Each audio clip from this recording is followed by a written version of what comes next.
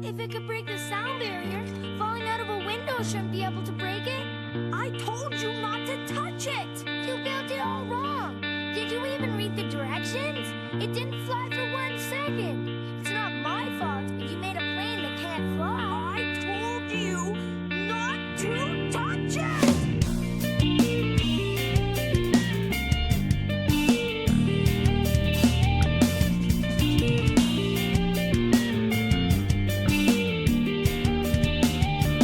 Every day when you're walking down the street, and everybody that you meet has an original point of view. And I said, hey, what a wonderful kind of day, if you can learn to work and play and get along with each other.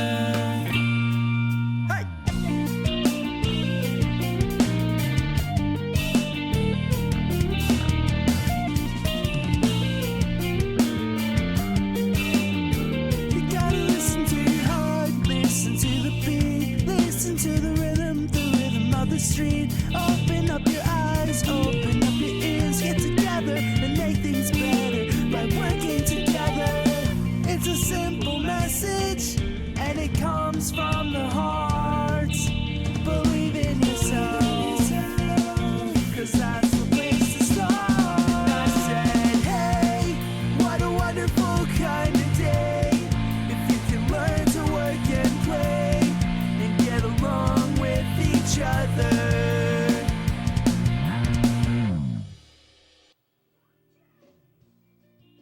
How's it going, everybody? What's up? What's up? I meant to do this stream earlier in the day, of course, but traveling back from Buffalo, I ended up napping all day. So sorry if this is like super late. This is like almost 10 at night for the East Coast people. So unfortunate if they're already asleep. However, I got a couple of things I want to talk about. I think I'm probably just gonna put like the regional on in the background just to have like, you know, something on the screen besides Pikachu's beautiful face. So well, that's Scotland. Whoops. Let me see. Where's Buffalo? Here we go. Let's put day one on. Do that. I wonder how long was the starting soon. Probably like an hour. Oh no, because we stopped because of the very beginning. So that's probably a good place to start, right? We'll probably start with the Buffalo recap. So, as I guess is becoming tradition for Universe's regionals, I'd say the biggest mark, the biggest negative is at the very beginning of the event, which I think was a good thing. Most of the people that I talked to, I asked a few people, you know, how do you feel like the tournament went overall, right? Like, regardless of how you did, like, how did the tournament run?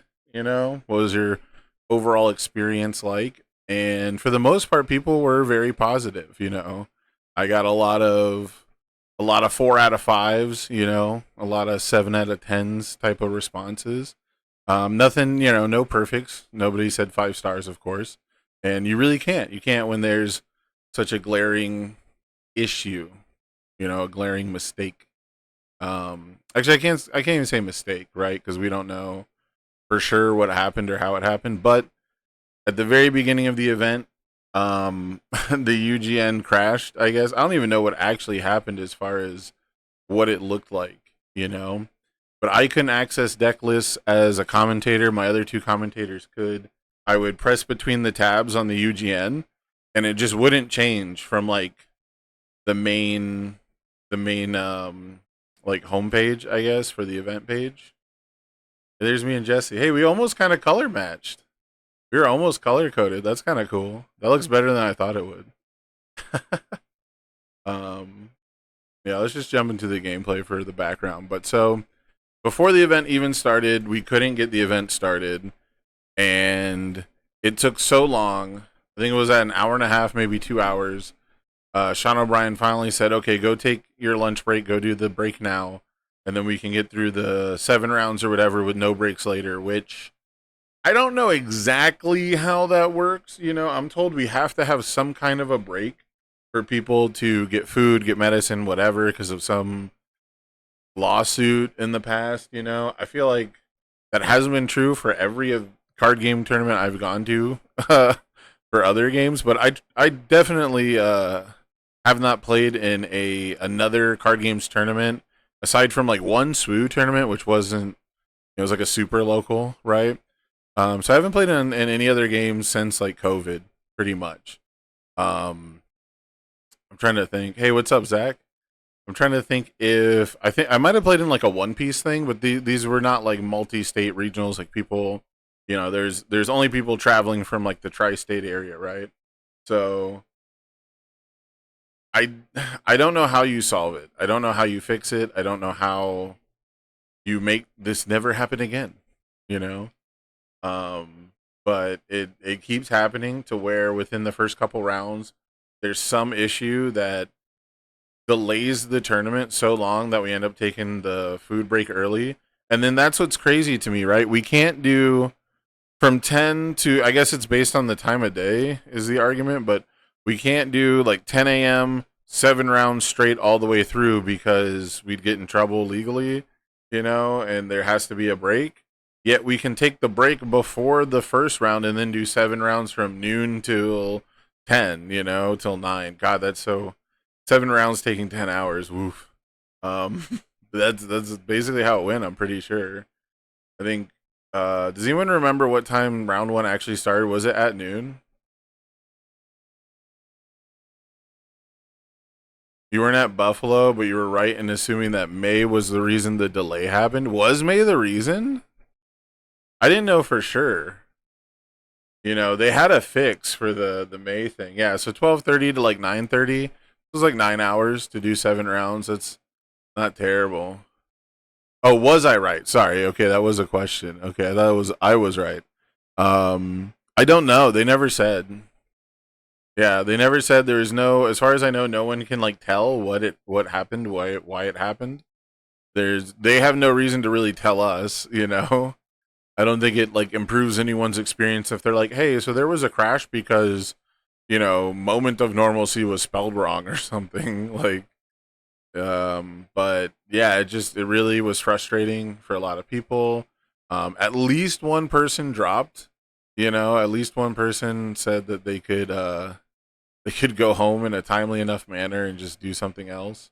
And that's another thing too. When you delay the tournament, especially for people who might be a local and have to go home, you know, granted, I don't think this person like lived like that close to Buffalo, but um, you know, for example, in like Vegas events, we've had Vegas events get pushed back where, um, you know, things that you might have tried to do, you know, after the tournament are closed and people are trying to drive home. They have like different traffic situations and stuff like that. They'd have to drive like overnight, you know. So it can be there's a few weird little issues.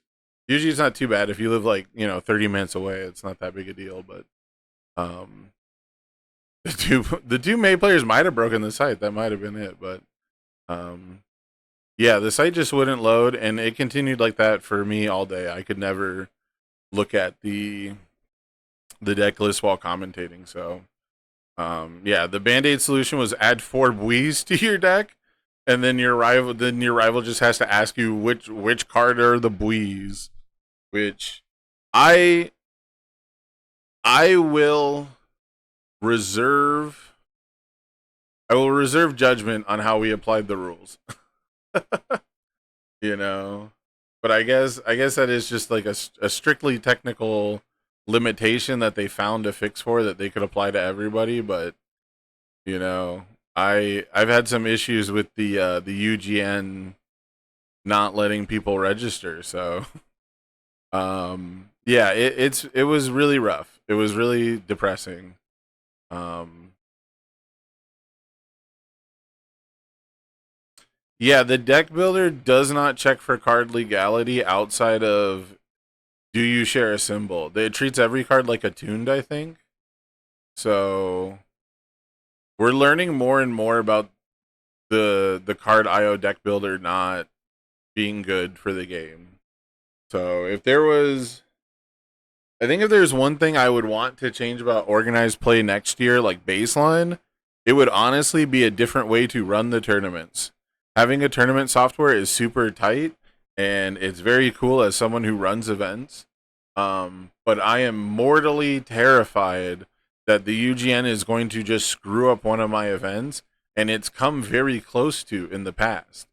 I've had to just straight up run the top cuts on challenge, do the pairings through a different software, and then when I tried to import it later, it didn't work for one reason or another. I had an event where we wanted to do single elimination, and it changed it after the event started.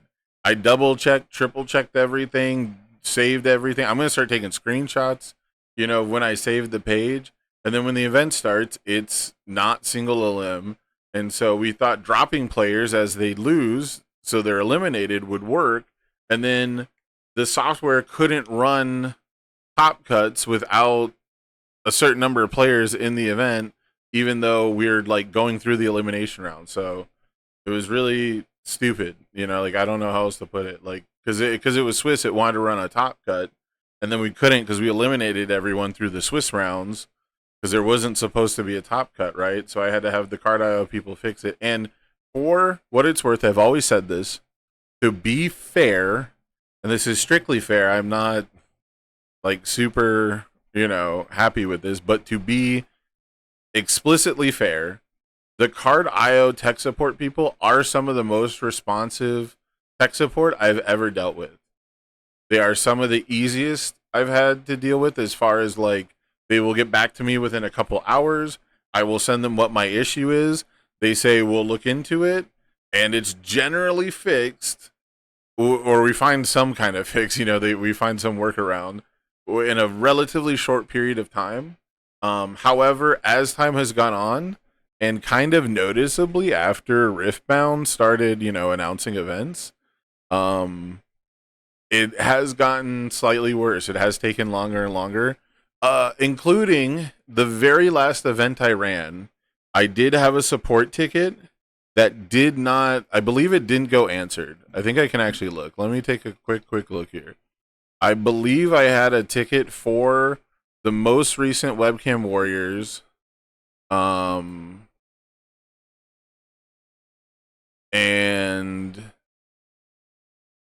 yeah, it was, yeah. So for the MHA one, I reached out to them, and it took like 7 minutes for a guy to say, hey, can you share a screenshot of the error? I provided it half an hour later, and then I never got anything back. And I sent a message at 7 a.m. the day of the tournament. And we couldn't submit a legal deck list because Twisting Azure Inferno was flagged as banned, but it wasn't banned. And I think if you guys remember, we had to do the same fix. We had to put a 4-diff Death Chaos attack index, or Fire Death, whatever, in to replace it. So they never got back to me. They never fixed that.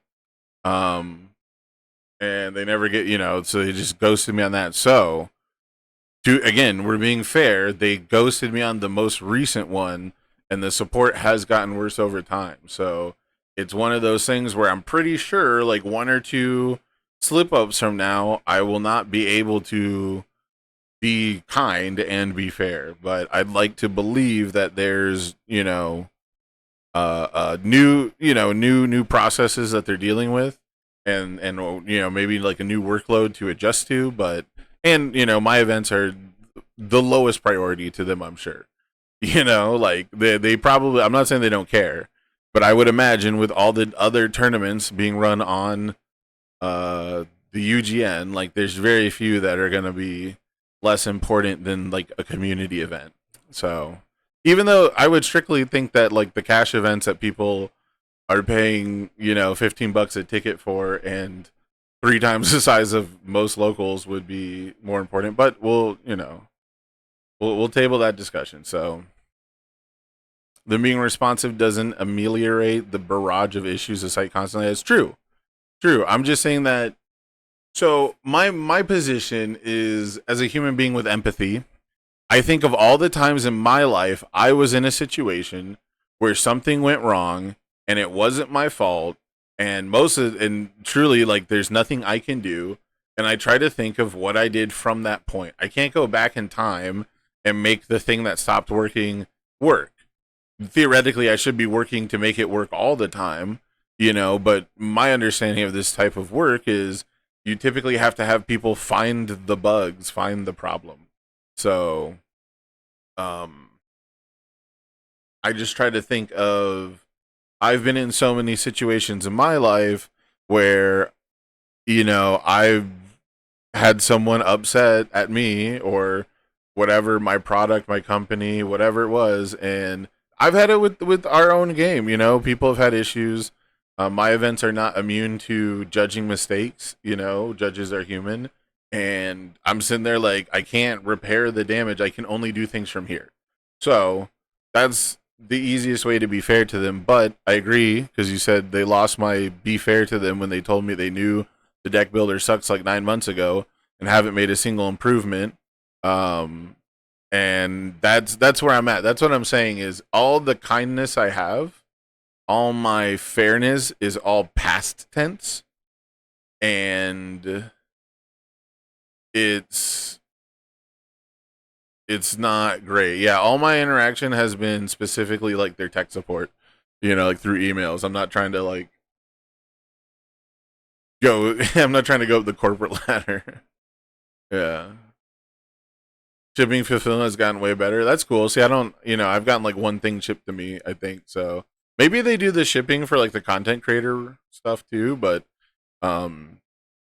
yeah, like there's, like someone said, like silver linings, like very, very thin silver linings. But it's getting worse. That's my canary in the coal mine, is that it's slowly getting worse, and you're getting further and further away from times where you went, oh wow, thanks for solving that. And we're getting more and more into the, how is this still broken? You know? How is this not a priority? How is it that, where is this shit? I want to make sure let me make sure I'm not totally wrong on this. Let me make sure I'm not stupid before I run my mouth live on camera and look like a fucking idiot. All right? Let me do this.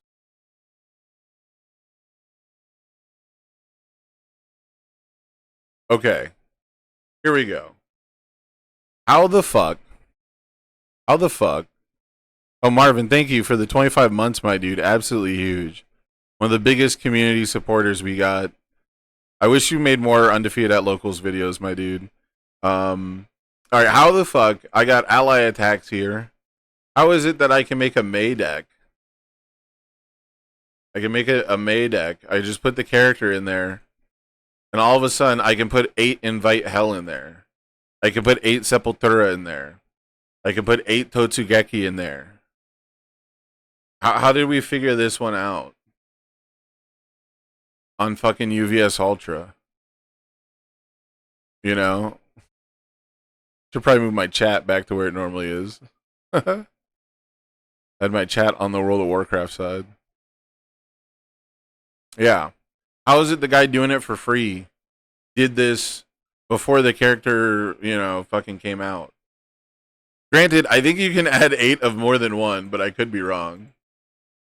So, it doesn't stop you from making an illegal deck, but it will correctly flag it as not a legal deck. So, there's that. But yeah, that's my thing, is like, I'm wearing thin. I'm wearing thin on kindness and fairness, in a world that is desperately needing so much of it, dude. We are living at least people in the United States of America are living in a time where we need it more than ever, and I'm just so drained of it. So, granted, the hiccup starting the tournament late doesn't truly affect me that much. It's very frustrating energy wise. I feel kind of bad. I think it's like round 6. I got a lot of shit wrong in one of these rounds. I think it was round 6. Yeah, it was this. Yeah. This is a round where the next, I guess, negative comes up for me. Oh, every game using their software? I figured that was the case.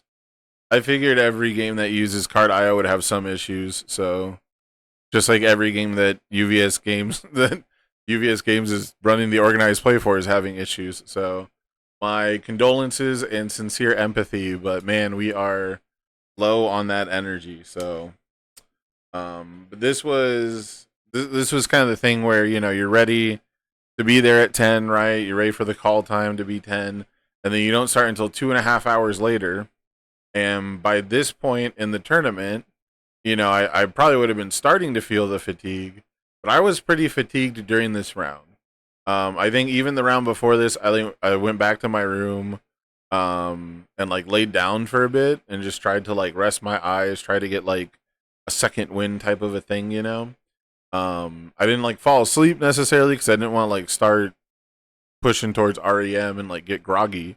But I had some caffeine at this point too. I'm trying to limit my soda intake, but I don't really get caffeine any other way. So it was pretty tough. It was very, very tough. And this is the round where I think the next kerfluffle that I remember happened. And it's pretty unfortunate. I don't really have like a major take on this. I don't really know how you fix or solve this kind of a thing. Aside from one element, and my understanding, you know, I won't name any names because I don't even know half the people involved anyways. I don't know how this all worked out. But my understanding is during this match between Cole and Aiden, and we gotta go towards the end too. During this match, this game goes into overtime, and I can't remember if this one. I don't think this one had the extension, anyways. But they might have been. But this game goes into overtime, and because if we see here, Aiden won game 1, right? So Cole at 1 health, by the way, Cole wins game 2. Absolutely phenomenal game. This game was super exciting. Like this game actually kicked so much ass. And then yeah, so Cole wins, and then Aiden goes first, right? So we get the shuffling to make sure it's on screen here. You know, Zeke's gonna go first, and then in overtime, we didn't have a 10-minute timer running, so I'm actually curious how close we were. When this starts to when it ends. When does overtime start?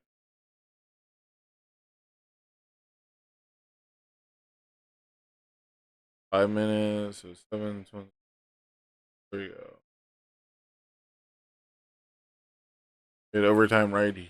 All right, so 1 second, 0, 7:25, 44. So when we hit overtime, everyone knows both players get another turn. So the second, or at least the turn 2 player gets the final turn.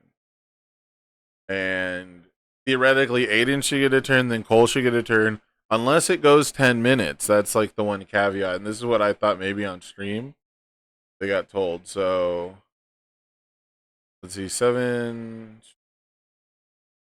When does the game end? This is, yeah, we're way over. Yeah, so at this point, Aiden realizes you can't win, right? Or I think this is like the last attack. But the long and short of it is that after this turn, there should be enough time left in the overtime for Cole to at least start a turn with Aiden at 12 health. And I don't think the judge says anything. I don't think the judge gets involved here, but I believe like the turn ends and both players just fist bump and call it a tie. And it's one of those things where I don't know who said, "Hey, it's a tie." I don't know who said the game's over, whatever. Is what political strife here? Dude, political strife has done a crazy amount of work. I didn't think that attack would actually be like that saucy.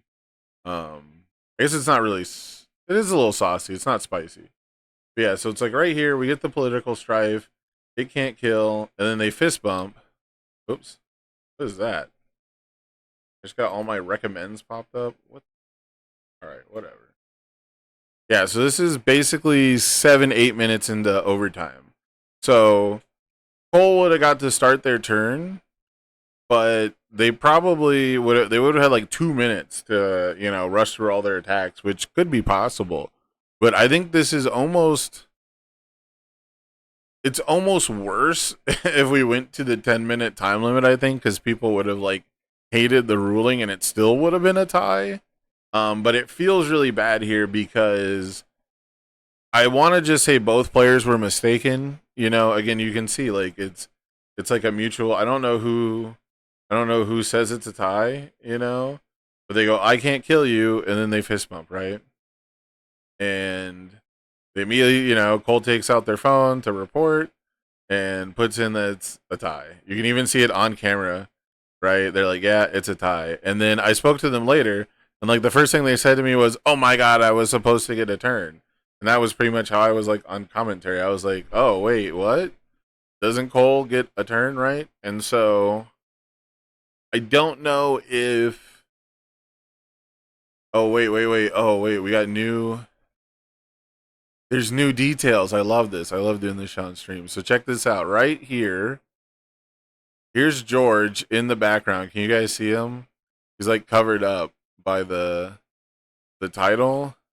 My understanding here, because I ran to George because he answered like a different rules question earlier or whatever, right? Like that I had during the game. George was the stream judge for this, and then got asked to switch off with someone else to take their lunch break, basically. Again, I don't know who made the call. I don't know what the setup was. All I did was I talked to George and I said, "Hey, why was that a tie? Did they just agree to tie?" And he was like, "I don't know. I wasn't there." And I was kind of blown away. And I think George was too. George, I don't know what he wants me to say, but he seemed to express pretty much the same idea that the judge shouldn't leave mid game. The judge has context that another judge won't. They'll have, there's certain things you may be paying attention to that aren't necessarily like a warning, or something like that. But like, yeah, it was just very interesting. Again, on commentary, we were both confused.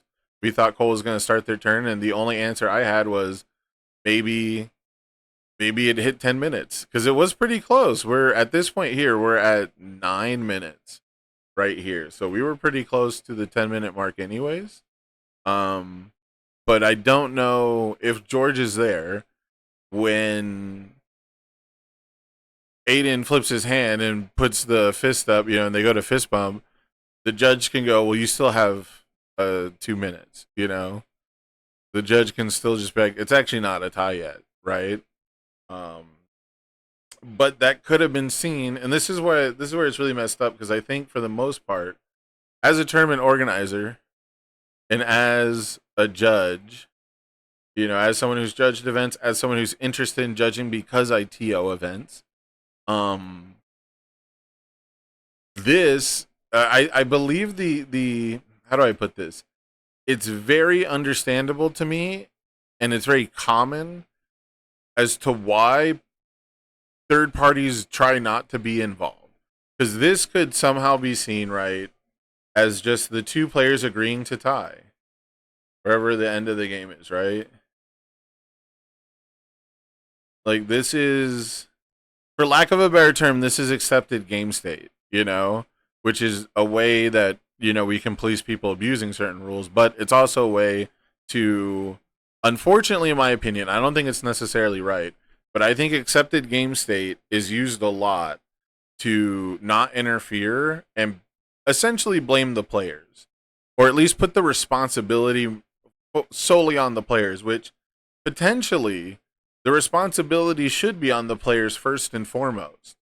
Their responsibility to bring things up to a judge, to call a judge, right? But at the same time, both players completely agreed to the tie. They both fist bumped, and even the player who was wronged, um, and put the tie. Their understanding was it was a tie, you know. And yeah, so when the time is called in the round, it's pretty normal to say, player two gets the final turn, right? So yeah, so anyways, right there, that's two players agreeing to tie. Whatever their reasons for it might not even be known to you as a judge. It might not, to a lot of people, it might not be your place to interfere here and say, well, wait, Cole still has time on the clock. And I think it's correct to, personally. I think the most correct version is to interfere there. And I'm always curious how people feel, because I feel like players mostly will agree with me that the judge should say, hey, your understanding of this is incorrect, based on my perception of what's going on. And that way, if the players did want to tie for some reason, like different world, imaginary world, Cole and Aiden are teammates, and are totally down to just tie, right? Like they're best buddies, whatever it is. And, where they're at in the tournament, a tie doesn't really hurt either of them. So they were down to play it out to see who wins. But a tie wasn't like worth, drawing this out for, whatever, right? Like, maybe Cole looked at their hand and it's 5 non-attacks or something, and they won't even, they got 6 non-attacks in hand, they can't even review. So like there is, but at that point, the players can just say, no, that's fine, we'll tie, if they're in agreement. So I think the most correct thing to do is to make sure the players,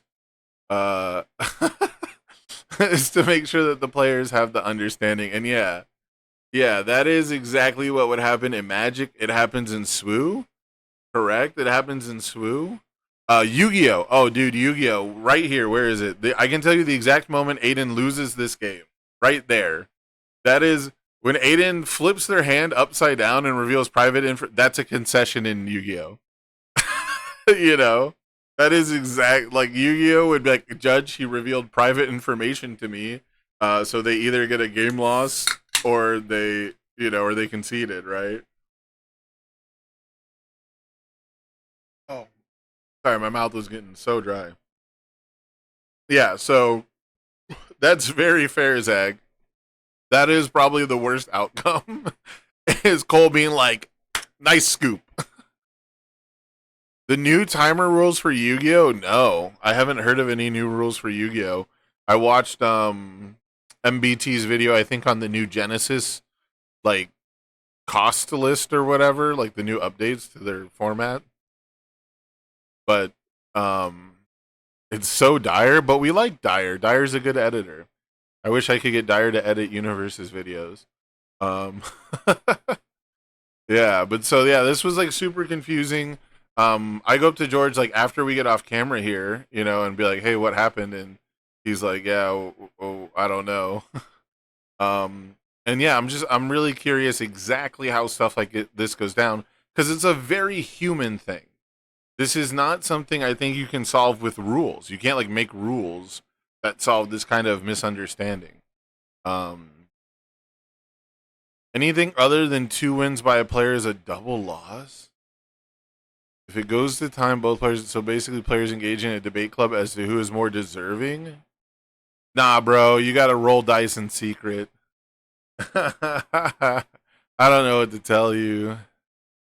You can make a judge program. That's true, Zach, but that's not rules. You can't solve that with rules. And even with a judge program, you'll have judges of different levels that will get this stuff wrong.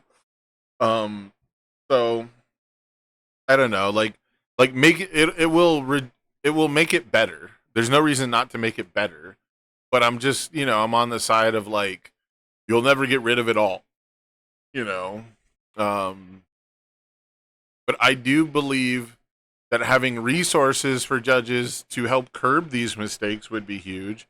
I think having resources for tournament organizers and how they utilize their judges would be very good too. Like just having basic guidelines for like what is the role of a judge, what are they actually there to do, Are judges there to enforce rules, or are they there to arbitrate problems between players?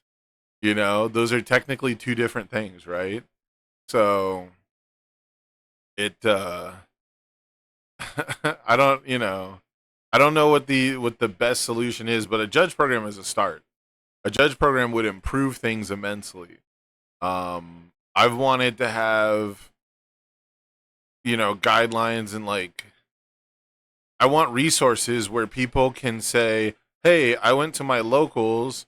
I want like a channel in the judge Discord where you can post situations that happen at your locals and say, "How do I resolve this at a locals level? And how do I resolve this at a regional level?" And show the difference, because I think it's Magic has they call them rules level enforcement or whatever, like a rule 0 or level 0, level 1, whatever, based on competitive play. And I think that that's something else that is an issue. Is I've had people who go, "Well, every time at my locals we just shuffle the card back," and it's different to repair a game state at your locals than it is to um repair, to find an irreparable game state at a regional. So we need a lot of resources for sure. We definitely need a lot of resources. We need databases. We need things where people can not only ask questions, but we need judges who are setting examples. And if their examples are flawed, we can discuss it. And it's tough because people will get into pretty heated arguments, honestly, over like what should and shouldn't be and what is and isn't correct.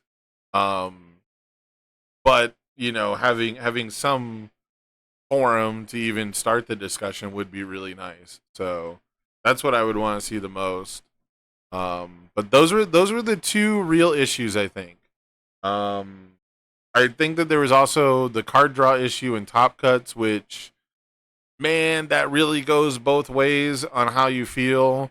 That one is also like a accepted game state, get fucked players kind of an issue. I honestly think that some card games would maybe reverse that decision. And I don't know how to feel about that. I want to watch these. Let me watch these interviews by Barrett because I didn't actually get to hear these. We could watch like the screen, but I didn't get to listen to these. So I want to listen to Barrett's interviews because we did these like independent. I think we asked like totally different questions, and I was like doing it really fast. I was like, hey, let me just grab people and ask them like really random shit. And I think Barrett got like more conversational with them. So, yeah, we only got to do it for like 2 rounds. Realistically, if we just had more people, or if I had my own equipment, even, like I could do this, but, yeah. Like it or hate it, being on the stream means the judge is obligated to step in and stop the game if they notice a mistake. If they notice it, sure. What do we do when they don't notice it, but everyone else does, Zach? So we'll talk about that. Let me watch these, and I'll talk about the extra card draw thing, because there's a very simple walkthrough that everyone... And this is what I'm talking about. This is like my whole thought process for today is, as someone who's done both, like very recently, and cares a lot about, ethics questions, the player outcome dynamic versus the tournament organizers, or I'll even say the people with authority, the people with responsibility, outcome dynamic is very different. But I want to bring up the game and like walk through it myself because I haven't really reviewed the footage back and kind of talk through it. So let me watch these and we'll talk about the judge obligation question, because I think that's a very legitimate thing that a judge program will really fucking help us solve. And I have the pleasure to be joined with the Tamarin Cardwell. Tam, you want to go ahead and introduce yourself to the people? Hi, as Barrett said, I'm Tamarin Cardwell. You can find me online at Tam Cardwell, both on YouTube, Twitch, Twitter, Blue Sky, all that jazz.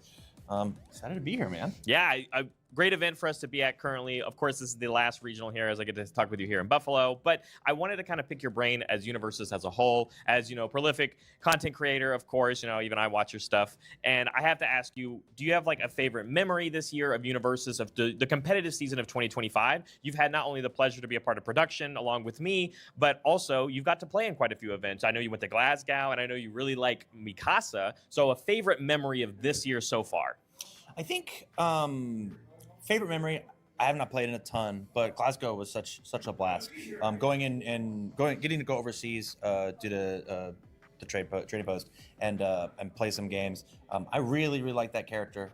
I think it was just putting a character that was kind of on the fringe, really putting them on the map. It just always feels really good to do in a card game with so many eclectic characters. Just like picking somebody you really believe in and pushing them to a top cut. It's dope. So, with Worlds on the horizon, is there a character like Mikasa that you think would be a front runner to maybe even win the whole event? Obviously, I think that's what you would bring. Yeah. But if you were to pick one character in this current moment, obviously things will change. But do you think there's like a front runner going into the event? I think so. I think that the format is run rampant with Devil Jin and with Hanj. So out of those two, I'm actually going to give the advantage to Hanj. I think that the game plan is very solid. Yes, she lost an important card, but I think that the game plan of play all my cool backups and then find checkmate is really strong, and they just do it the best. So then my last question for you is I'll do a generic, pick your brain strategy question. If I'm a player that's trying to combat against those backup strategies, Tam, what do you think is a good piece of advice? Because I know we've talked about this ever since Louisville and, Zeke having a very strong performance and backup decks in general. I know you play with a lot of backups too when you're not playing Mikasa.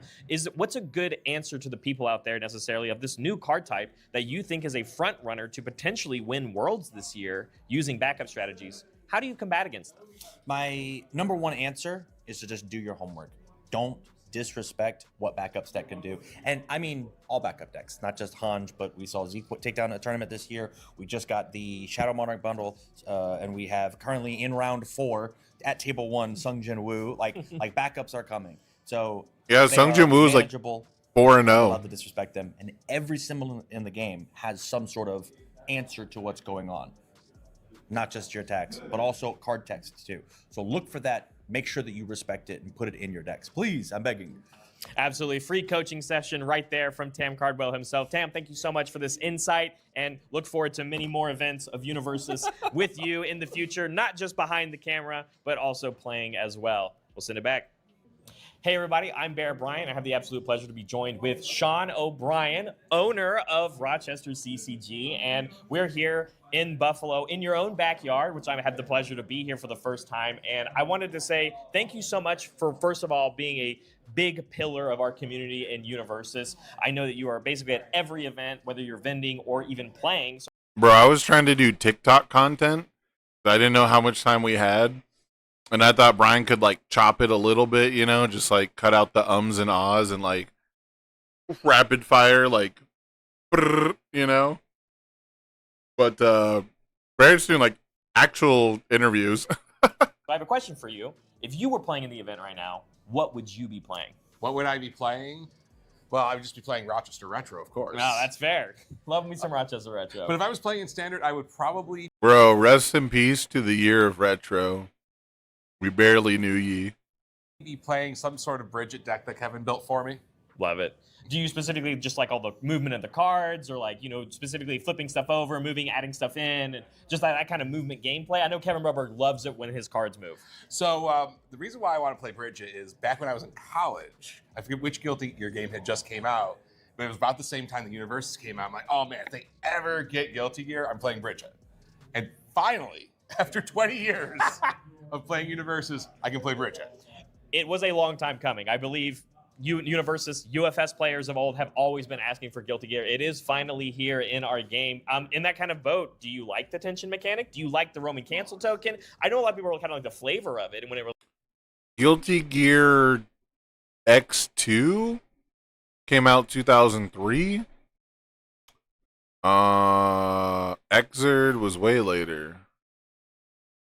Guilty Gear 2 Overture is the game that came out in 2007, and that is a MOBA. If you guys didn't know, Guilty Gear has a MOBA from 2 years before League of Legends was ever a thing. Relates to the game, specifically a Guilty Gear Strive, but fast momentum is kind of scary. Oh yeah, I used to work on design for the game a long time ago, and we were always scared. A single player fast MOBA, momentum, yeah. But I think the design. No, wait. There's online multiplayer that people play today. People play the online multiplayer with Slippy. I'm like 90% sure. Oh, but it's like you're not on a team. Yeah. It's like 1v1 or something, I think, right? It's like you with like I think I can find this. I could be tripping. I watched a video on it and I could have sworn the guy queued up for like online play. And was like getting his ass beat. Let me find this. It might be 2v2. There's a battle to be won. Round 1. Let's rock.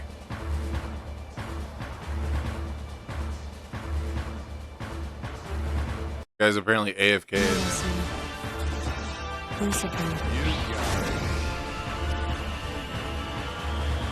Yeah.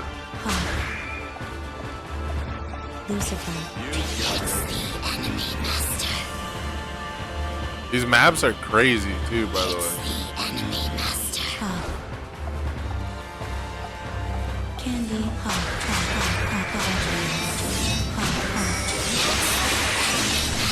It's like, dude, it's like Devil May Cry meets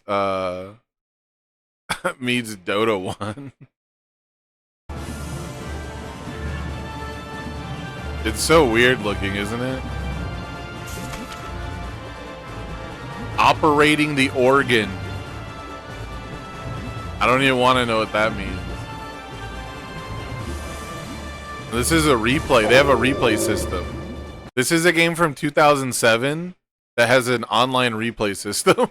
I don't know if that's like modded in or not, though. There's a lot of mods to make this kind of stuff work. Let me tell you a little bit. I don't think there's a lot of PvP, though. I don't think like you actually run into the other players that much. And it looks like so far this guy's just running around from place to place. Yeah, this is the sole bad guy model. It's time. Soundtrack, as always, is banging.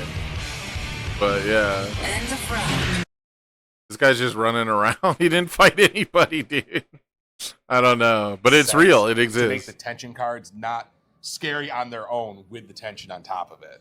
I do like that one of the tension ability, the Roman cancel abilities, lets you get out of a kind of a sticky situation by reducing attack to 3 damage. Yeah, absolutely. I even like the generic one where by itself it can freeze a foundation, but you still have to solve the formula of having it, making sure it's committed. So my last question for you, Sean, I know you have a lot to work to still do this weekend. Is there a favorite memory this year of Universes for 2025? Oh, there are too many. I mean, we had a lot of great events this year. Hey, wait a minute. Barrett stole Pringles Man's video. That's fucked up. One of my favorite memories was the Louisville event where, we had, really good turnout. We had to increase the size of the event. So that's a really good memory for me. But I'm really looking forward to the 20-year anniversary in 2026. Absolutely. And at Louisville, one of the biggest Rochester Retro events we've had of the year as well. So if you want to check out Rochester Retro, of course, you can go check out all the updates and the suspension list online, of course. And there's going to be more to come, I can only imagine. So, Sean, thank you so much for your insight. And I hope to see more of you at a future Universes event. Sounds great. Thank you. Hi, everybody. I'm joined with Constantine, representative of MGLA, of course. I'm Barrett Bryant, and I have the pleasure to ask you a couple of questions. I want to get your insights. I know you make some content for the game as well, but we're here in an event. You're participating. I know you're playing a fun deck, but I have a question of, is there any surprises that you think players are kind of bringing out in the format right now, or things that we might see on the horizon for Worlds coming up? Any surprises in the format that you're really surprised to see? So I'm really surprised to see just how much Guilty Gear cards people are playing. I personally think that there's a bunch of awesome build-arounds in the set. Things like Potemkin Buster, Tyrant Rave, even just Dust Attack is not flashy as an uncommon, but I think that card is fantastic in so many decks.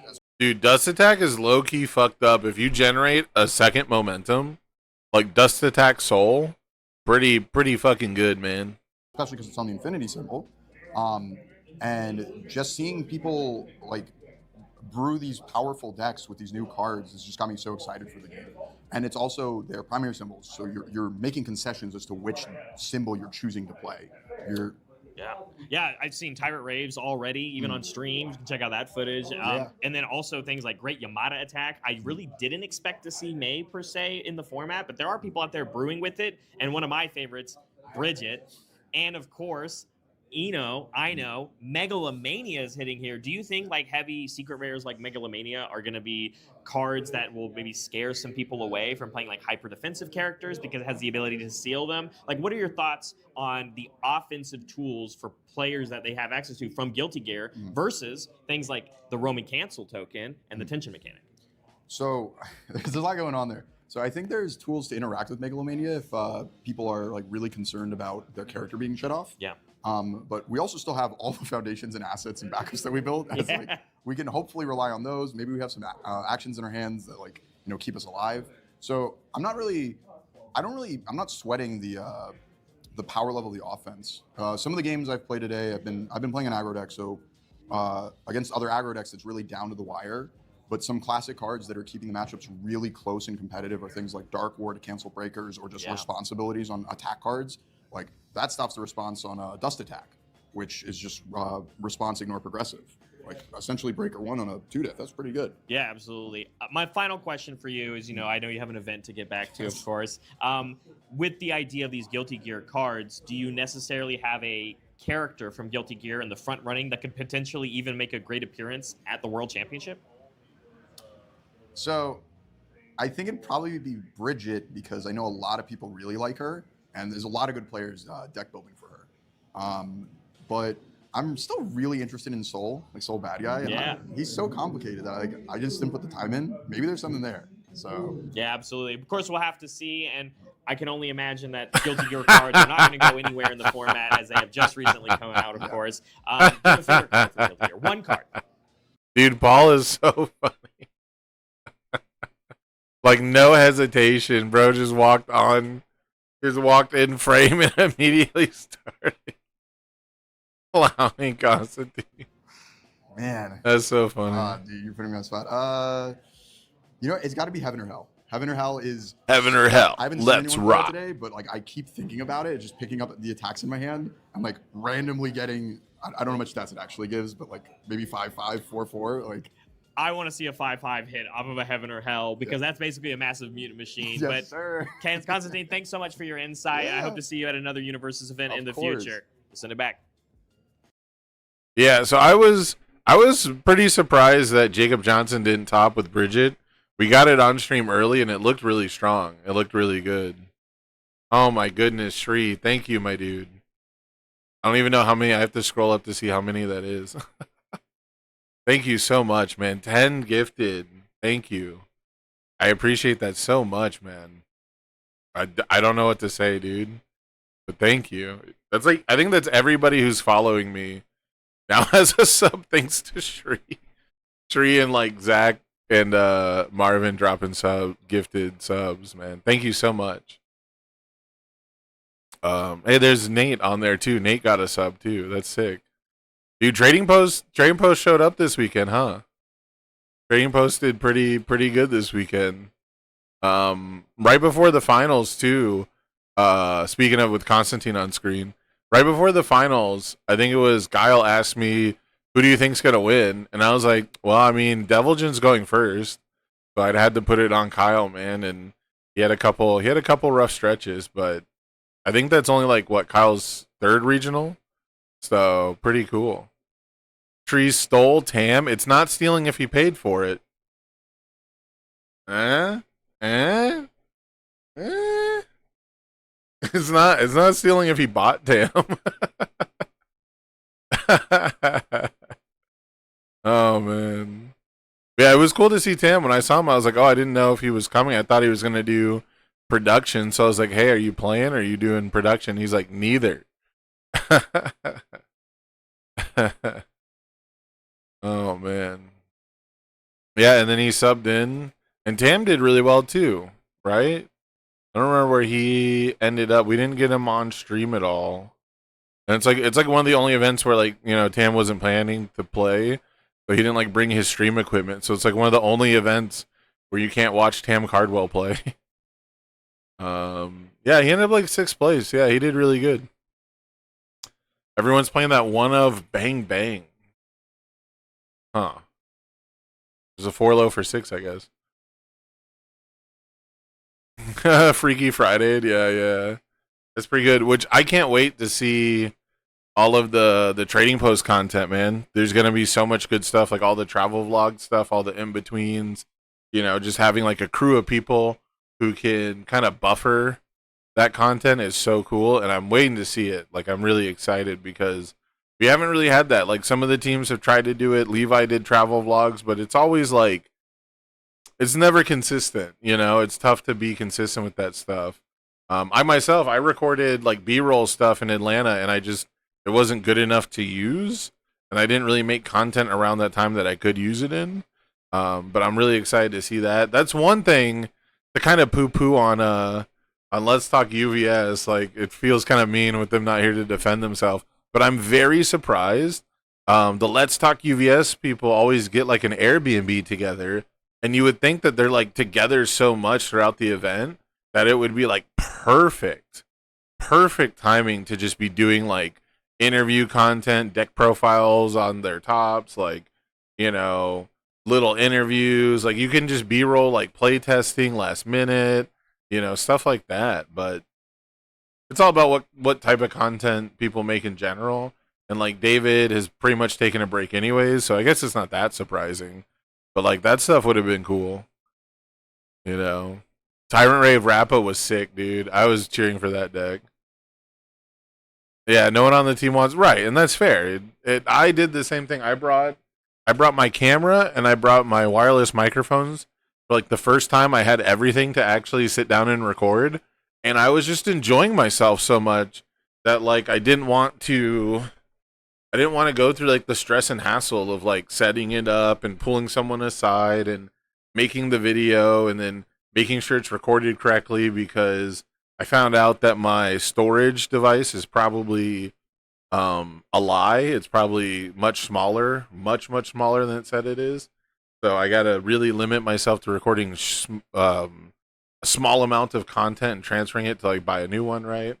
So yeah, I didn't have the energy. I did not have the energy or the aspiration to really like sit down. I had planned to film playing sealed because I have the Guilty Gear Blitz box that UVS sent me that I still have to do an opening video for, and I was planning to like do the opening sealed against someone in Buffalo, but just the timing of where everyone was, people were playing Riftbound and having fun. The environment was like chill, and setting up to do content is not very chilled if you want to get it right. So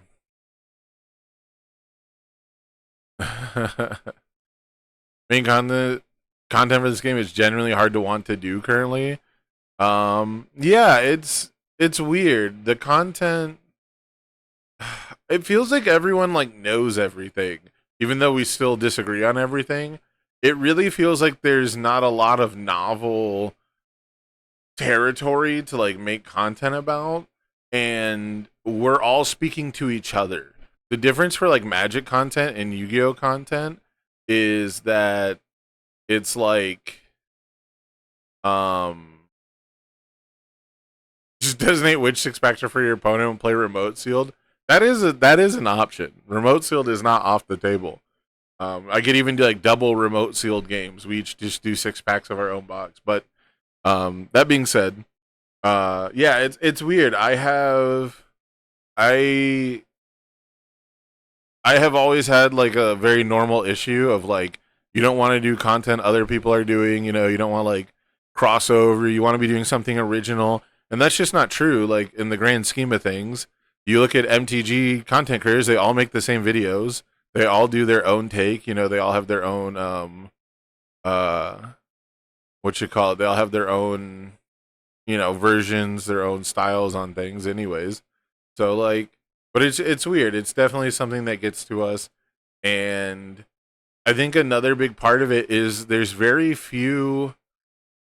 very few topics I can go over without having to address like negativity. Like right here, I'm starting with the negatives from the event because I want to end on the positives, you know.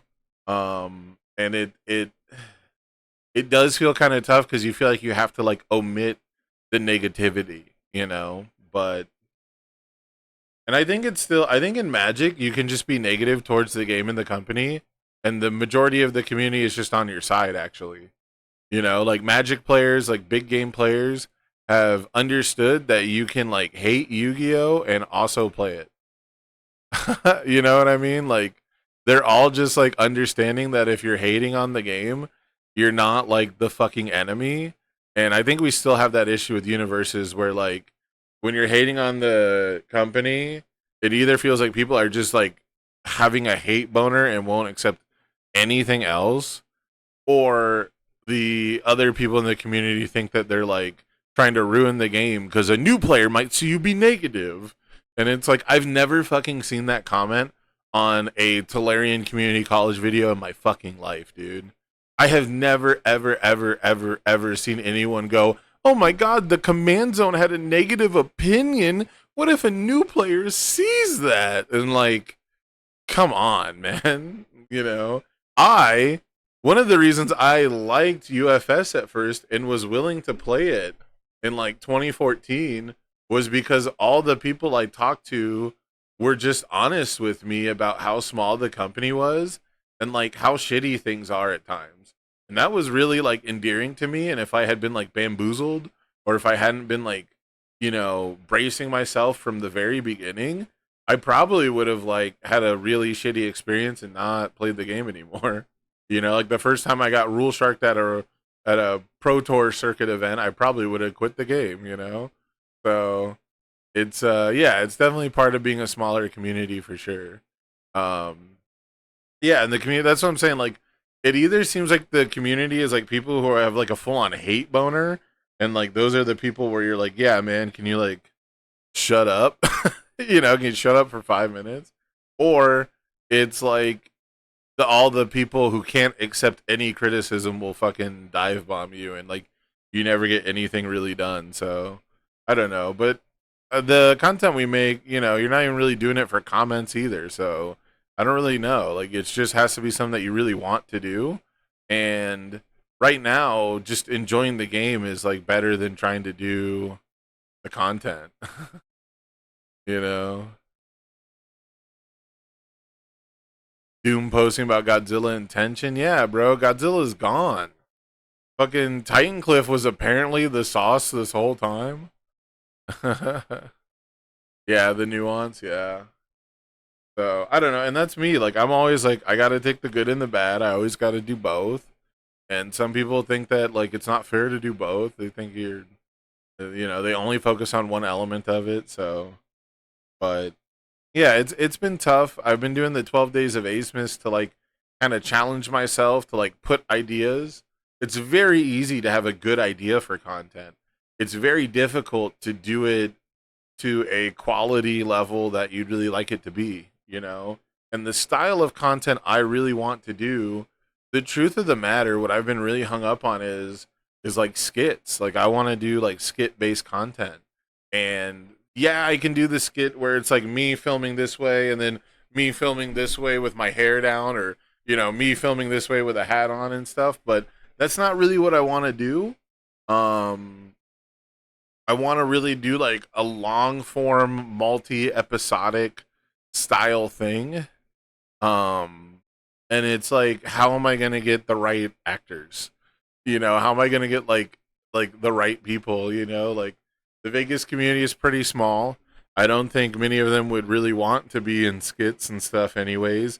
And I think a lot of the fun is, building the personalities over time. And on some level, no offense to anyone out there, but you don't have to be a great actor, but I feel like you got to have some chops. You got to have some presence. You know what I mean? You got to have a little bit of wherewithal, a little bit of charisma. So there's a lot of questions to really ask and solve there. And I've been tossing around like script ideas, but like, why would I put time into that if I don't see a world where I can actually record these things? You know, like I said, my own camera can't record something like longer than 15 minutes without it being risky of whether or not it deletes itself. So I got to solve that problem first. And you know, and that's something that I don't even think. Gosh, it'll be so hard to do it well, and I think people will just be stoked to see anything like it. You know, for example, I don't know if you guys are familiar. I'm always surprised at how few people I know have seen this, and maybe I just watch more YouTube content than like anyone else I know at this point. But if you guys have never seen Friday Nights, the Loading Ready Run series that used to be on the Magic. It used to be on like the Wizards channel, like the Magic the Gathering main channel. Is this the first one? Yeah, I think this is the first one. And they had originally planned it for 4 episodes. This was originally supposed to just be like a 4-episode one-off thing where well, not one off, 4 off, obviously, where they were just like, they do other content. Like, they're all like film students, you know, like these are people with way more expertise, way more training, you know, and all this shit. And obviously going to be like a million times more quality, even their first one. But I would love to watch this with you guys, at least a little bit really quick, because this is the kind of content I would ideally love to do. But I myself as a creator am like far away from being skilled enough to even do this, much less the fact that they have a whole team of people more skilled to do this, you know. But this is the type of stuff I want to do. And again, this is obviously this is like 20 years old at this point. I have this Icar Club here. That resolves. And I attack with the Phyrexian Juggernaut. Will you lay off the poison counters? I'd love to, but he has to attack every turn. I think he comes from a broken home. He must attack always, because he knows no other way. Don't you understand? He doesn't want to hurt you, but the horrors he witnessed as a young juggernaut have left him with no other way to interact with the world. Aw, I feel so bad for him now. I will let it through. That's 11 poison counters. I win. I don't blame you, Juggernaut. Magic, magic, magic, magic, magic. Magic, magic, magic, magic, magic, magic. Derp, derp, derp. I'm Alex. This is how I talk. Magic, magic. It's actually a classic Okay, bit. fine. What's that? Obviously, you guys are having a lot of fun playing this game, but I have no idea how it works. Can somebody please show me how to play? Yeah? Yeah. Sure. Did somebody say teach me how to play? Where the heck did you come from? I have Flash? Come on, guys. Don't worry, Paul. We'll get you there. Oh, the intro is a banger. I don't think they ever changed the intro except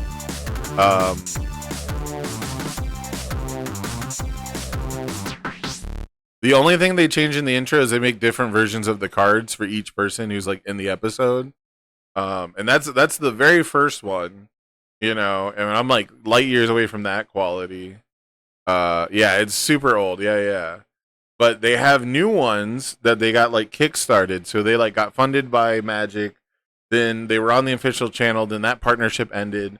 And then they went to Kickstarter, and now they do like full on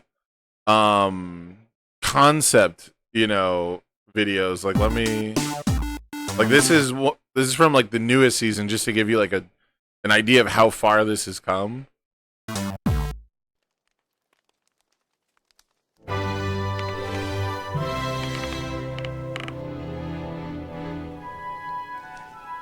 If you are of a certain age, with certain interests, then you'll know that much has been made of the trials undertaken to organize a game of Dungeons & Dragons amongst adults.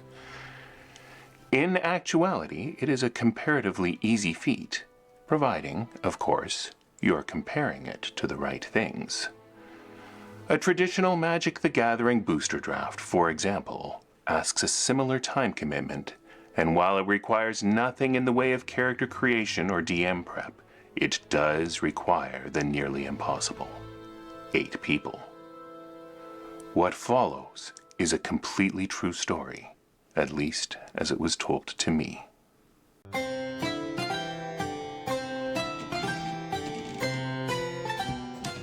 Dearest friend, you are cordially invited to an evening of Richard Garfield's Magic the Gathering, a Deckmaster game, featuring primarily an 8-player booster draft of an expansion set yet to be determined. Respectfully, Graham Stark.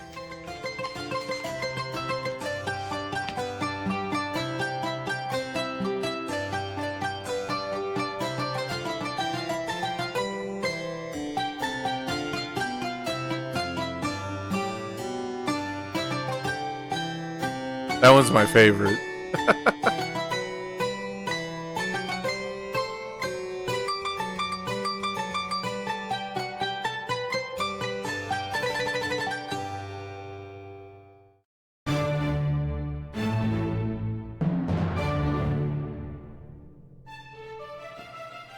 Cameron, Why did you send me this? to invite you to draft night. It's typewritten. Accurate. On that typewriter.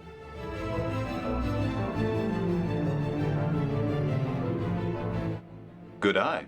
When? I wrote it. I'm sorry, go ahead. When? This morning. I've been sitting here since before you arrived.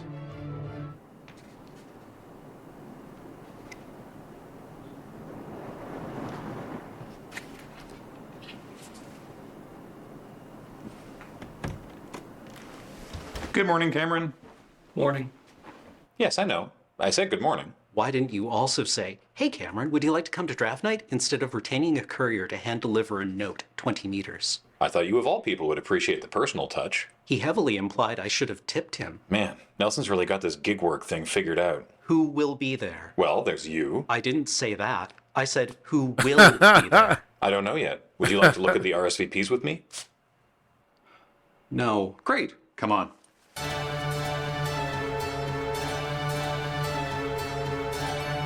Dearest Graham, thank you for inviting me to cross the threshold of your home. To partake in an evening of Garfield's finest gaming. I shall send ahead for a double order of pretzels. And I appreciate the hand-delivered invitation. Although I question the cost of the endeavor. I heartily accept. And we'll be there. At the designated time. Or thereabouts. P.S. Can I pick the music? Your wife, Kathleen. Sincerely, Adam. Yours in magic, Missy Peters. Your bud, Ben. Is what I would say if I was able to attend, which, of course, I am not, as I have a previous commitment of the utmost importance. My favorite part about this too, for sure, is the courier in the background, Nelson, in every single shot. Most importance. Anyways, I won't make you guys watch the whole thing with me. I don't think that's what you guys are here for. But if you can't tell, this is, I think Tolarian community spoiled it, but if you can't tell, this is like a Wes Anderson homage. He calls it a parody. I don't know if it's strictly a parody, but it is obviously like Wes Anderson inspired, and they have a couple others that are, like modeling the styles, of famous artists and stuff like that. So they've come a super long way. I binge this stuff like every couple years. It's some of my favorite YouTube content. It's partially the kind of stuff that inspired me to make, Universe's content in general. And I would love to do stuff like this. But I'm sure you guys can imagine, like, their level of quality, even all the way back in the very first episode where they explain what Magic the Gathering is and teach, one of the characters how to play. Their budget was way higher than mine, And I don't know what their Kickstarter budget for this newest season was, but it's pretty fucking baller. So, if you guys want to, I would heavily recommend all the Friday nights episodes. I don't know how many there are now. I think there's less than 100 still, because this stuff does take a while to produce and put together, but it's been around for over a decade. Absolutely amazing stuff. And the best part is, you don't really have to know Magic the Gathering that much.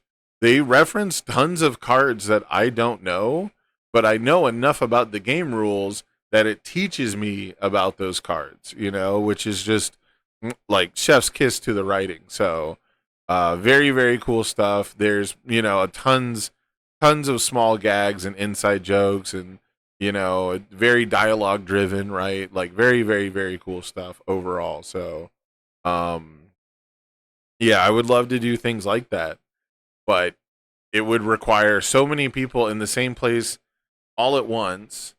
So much, like preparation and actual manpower and stuff to even get like something that looks like that first episode. And it could be done. It's just having everyone on the same page, right? Like the whole Wes Anderson parody is like, how do we get 8 adults in the same place with the same time commitment? So that's the challenge for me right now is, when I look at like editing meme videos and like putting together like the slideshows and stuff like that, and just sitting in my chair staring at an editing screen, staring at like Adobe Premiere is not that appealing, and I would love to do like more personal stuff with more people. I really am like getting burnt out on like solo content where I'm by myself, but I started doing a lot more of that because I got really burnt out on trying to schedule people who, uh, what was it? Like trying to just schedule people to do podcasts, even. Like it's been pretty tough. Yeah, the regional meme videos. Yeah, I love doing those. I'm working on one that's like, I don't know if it has Louisville in it. I can't remember where it starts, but it's a very different style. I'm also trying to do different things and learn new things with each video, and most of the time that requires finding new plugins to use on Adobe. So I'm trying to do different stuff, see what sticks, see what feels right. But yeah, as far as it's weird. As far as like playing the game, it's almost like it's it's almost like the better it is to play the game, like the worse it is to make content around it, because you're like muddying it up. But that's why I think almost all the content these days is just, people either uploading a singular gameplay video, or it's what do you call it? It's just like people podcasting, like talking about the game. Like there's very little like deck building stuff. I don't know, I shouldn't say there's very little, but it seems to be the same people doing it, and like half the time they're doing retro, and so it's like all very scattered. We don't really have like a content meta game pretty much, which would have its ups and downs for sure. But it's you know it's weird. I am enjoying the game a lot more than I have in a very, very long time. Maybe since MHA started, really. Decks feel looser and more open ended, and like I can have more goals than ever. But at the same time, like making content for the game feels like I'm just kind of reiterating the same stuff people have been going over and over for months. Like making ban list videos is like, why bother? We pretty much already know what most people find in the realm of bannability. Making technique videos is pretty tough because a lot of the things that were true about the game 6 months ago aren't true now. The Yomi pass is maybe in the worst state it's ever been. I don't, for those of you who are familiar with the Yomi pass technique, it is probably the weakest it has ever been. The ability to figure out if your opponent like has a good hand or not, or sculptability or not, like the volatility is off the chart. So I don't really know. Turn one builds are even different. The way you prioritize foundations probably have a lot of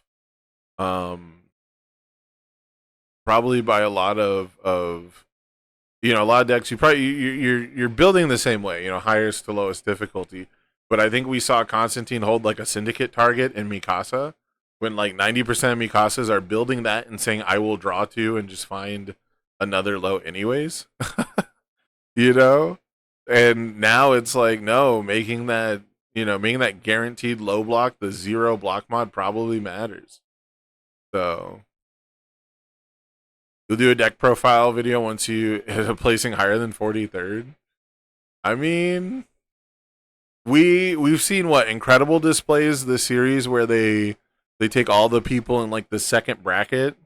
You know, they have like the Bubble Boy series. Like people are interested in decks regardless of their placing, but that's exactly what I'm talking about, right?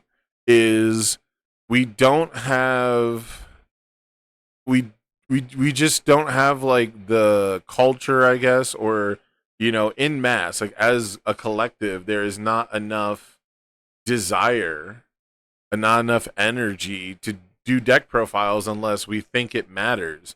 When in reality, the deck profile you should be doing is the deck that you like. You should be doing a deck profile because you want other people to see your deck, to have fun playing your deck, and or giving you feedback on your deck. Yeah. So the idea that the deck has to perform well is already like flawed, right? But it's normal. I'm right there with you. Excuse me, I'm right there with you. I fully understand why you feel that way. If you're interested in making content, then making a deck tournament where you as the 43rd place is way better for learning than the winner. That's kind of true too. Yeah. Also, one of the real big downsides of not having the energy to make content continuously and like, I guess you could say like, what's the word? Consistently is where I'm looking for. One of the downsides for not making content consistently is that you don't have the journey.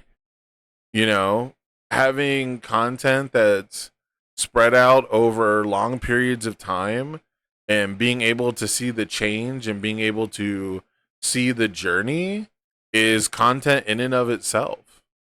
A lot of times something that quote unquote makes bad content becomes the content, right? The content shifts from, here's a deck profile about a good deck, and the content shifts into here's content about a bad deck profile, if that makes sense. you know, it's not an easy thing to overcome. Pretty much none of us really do it. But the idea that you have to do a deck profile other than you want to talk about a deck. I think all the deck profiles I've done this year. I don't think I did one for Fire Hanji, did I? I might have. I might have done like a recap deck profile kind of a thing. I definitely don't think I went. I might have gone card by card. I don't know. I always fall for that because it's so interesting to look at what every universe's card does in every situation in every deck. But most of the deck profiles I do are decks I took to my locals and went, hey, this is worth sharing with people. And when I go to my locals and I play a deck that sucks, I don't, So that's been like one of the biggest inspirations for me to make content is just playing a deck at my locals and going, yeah, this was cool. I wish more people would play this deck. And I wish less people would play Devil Jin at their locals.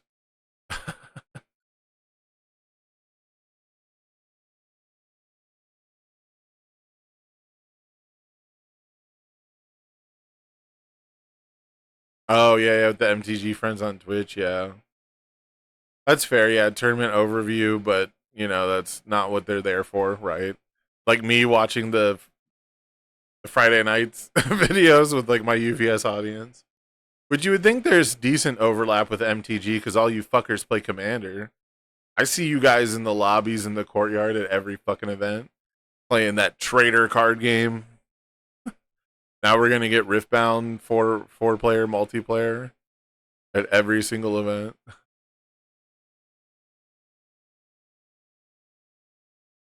Which that's one thing I did this weekend. I finally played Riftbound.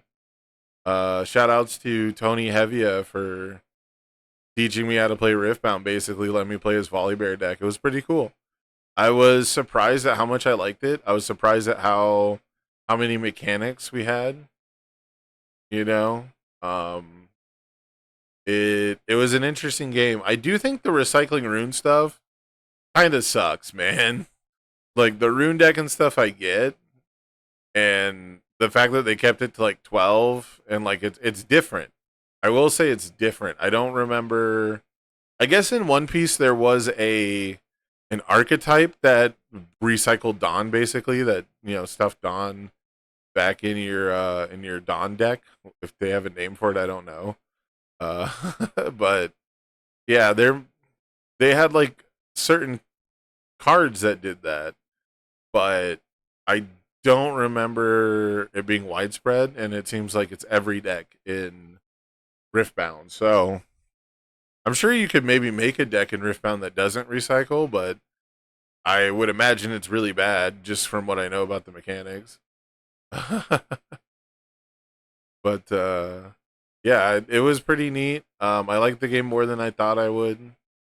I I don't know how much I'd really want to invest in it or like play in a tournament because I don't have at least right now, I don't have the cadence for like the back and forth on responses and stuff goes.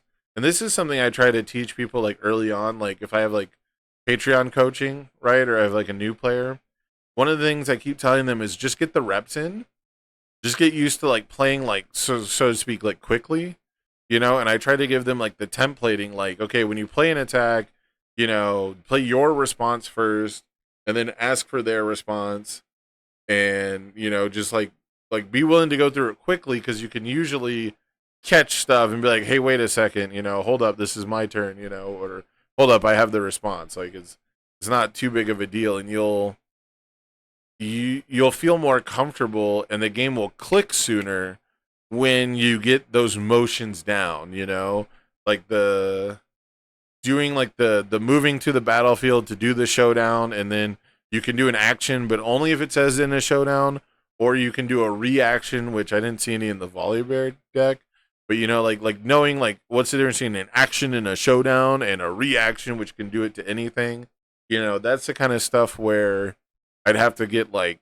comfortable with the game to see if that's something I want to do.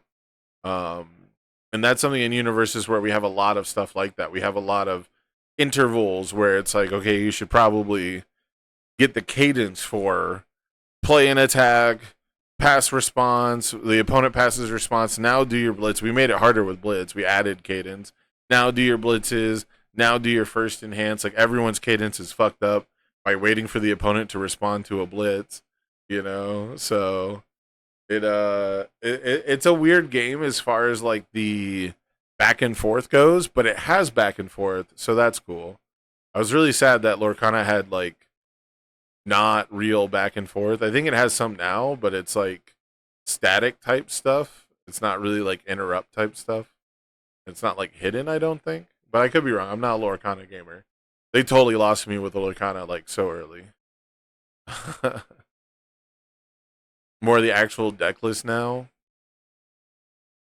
Oh, he's a massive Guilty Gear fan. Hell yeah, brother. Hell yeah. Likely selling out of Riftbound. Hella fun. Okay. Yeah, I feel like if you're like a Star Wars fan, I don't think Riftbound would scratch the itch. Like, I like Star Wars, and I feel like I like that game more, and I still don't feel like playing that one most of the time. I will say Riftbound having more traditional response speeds and like interruptions is more appealing to me in general than Star Wars. But Star Wars has like solved that, right? Like they design in such a way that the actions go back and forth. So like everything is a reaction if you think about it like that. But I don't know, they've started to do like combo shit where I remember seeing it's like the red Django Fett where you play the unit that deals 1 damage to everything, and then Django can exhaust everything that got delta damage all at once. And that kind of shit feels like it should not exist in SWU. It feels like that's the kind of shit that breaks the game on SWU. And I'm pretty sure that deck got nerfed in some way, if not the character straight up getting banned. So, SWU doesn't exactly have it all figured out, right? Like, without a response speed built into the game, every stupid static that, like, you can trigger is kind of unfuckwittable. You know, they've got like upgrades and stuff that will do like when defeated or before you get defeated statics, and like it's just templated weird. It's like they decided after the fact that they actually want instant speeds. You know, they like made a game where every removal is instant, and you know, except for I guess like ambush. You know, is like the one thing you couldn't interrupt was like ambush. But like now they have so many interaction points on statics that like you can. You know, so I'm stuck. You know, I'm just stuck between games as far as like having any kind of secondary. You know, pretty much since COVID hit, I haven't really had a secondary. I own more Star Wars cards than any other game, but I still never really like put together my own decks. Um, and the format just seemed to get worse and worse as time went on for the type of decks I wanted to play.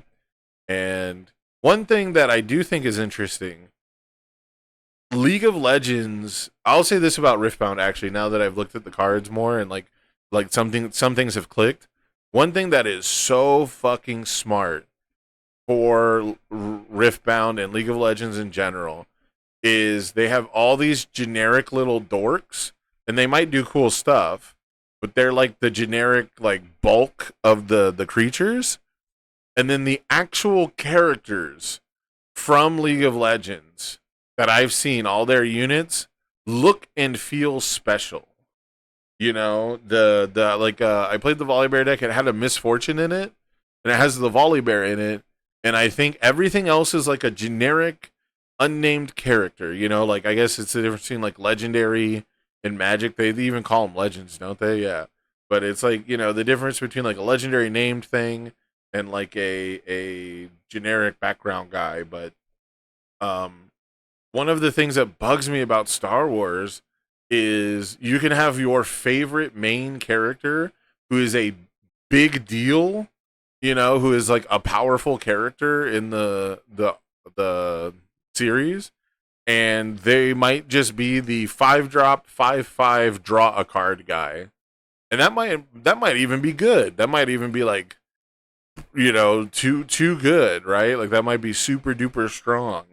But even if it's super duper strong, it's just uninspired, man. It's just fucking boring. And I don't know how to reconcile it, you know? Like I don't like, for example, this, if you're an Anakin Skywalker fan from the Clone Wars era, where he was arguably at his most badass, you know, and this is the Anakin they fucking give you. I think this might have been the first Anakin they printed, right? Was this the first Anakin unit? And this guy is actually dog shit. He's a 5-drop 6/6, and that's like not good enough. You know, which I think at the time they might have had 5-drop 5/6s, and there might have been like 6/5s, you know, but I don't think they had like a full on 6/6 that had any text. And this text says draw a card at a stupid condition that you'll never fucking get when I played the game. You know? And I'm like, dude, imagine if Anakin Skywalker from the prequels, or this is specifically Clone Wars, right? Which is like super popular.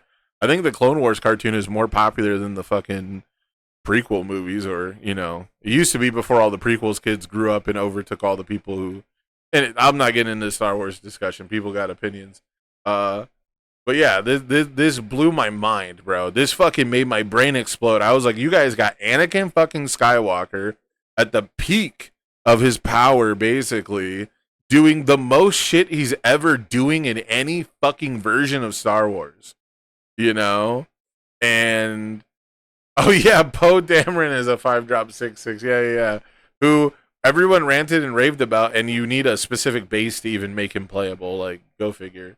Yeah. Poe Dameron, 5-drop 6/6, same everything, and then he has 3 fucking abilities when you attack. Yeah. Can't imagine, dude. Can't imagine. The leader was all right. Baby Anakin was cool. I think this was actually a cool design. Baby Anakin was cool. I haven't seen this one actually. I haven't played with this one. This one seems fucked up, but it's a leader. So you use the force token, and you can play a bad guy card, which is cool. I think this is a cool design now that I'm reading. I haven't actually seen this one yet. I knew they were gonna do like a light side, dark side Anakin, and he has no thing. So I guess you can.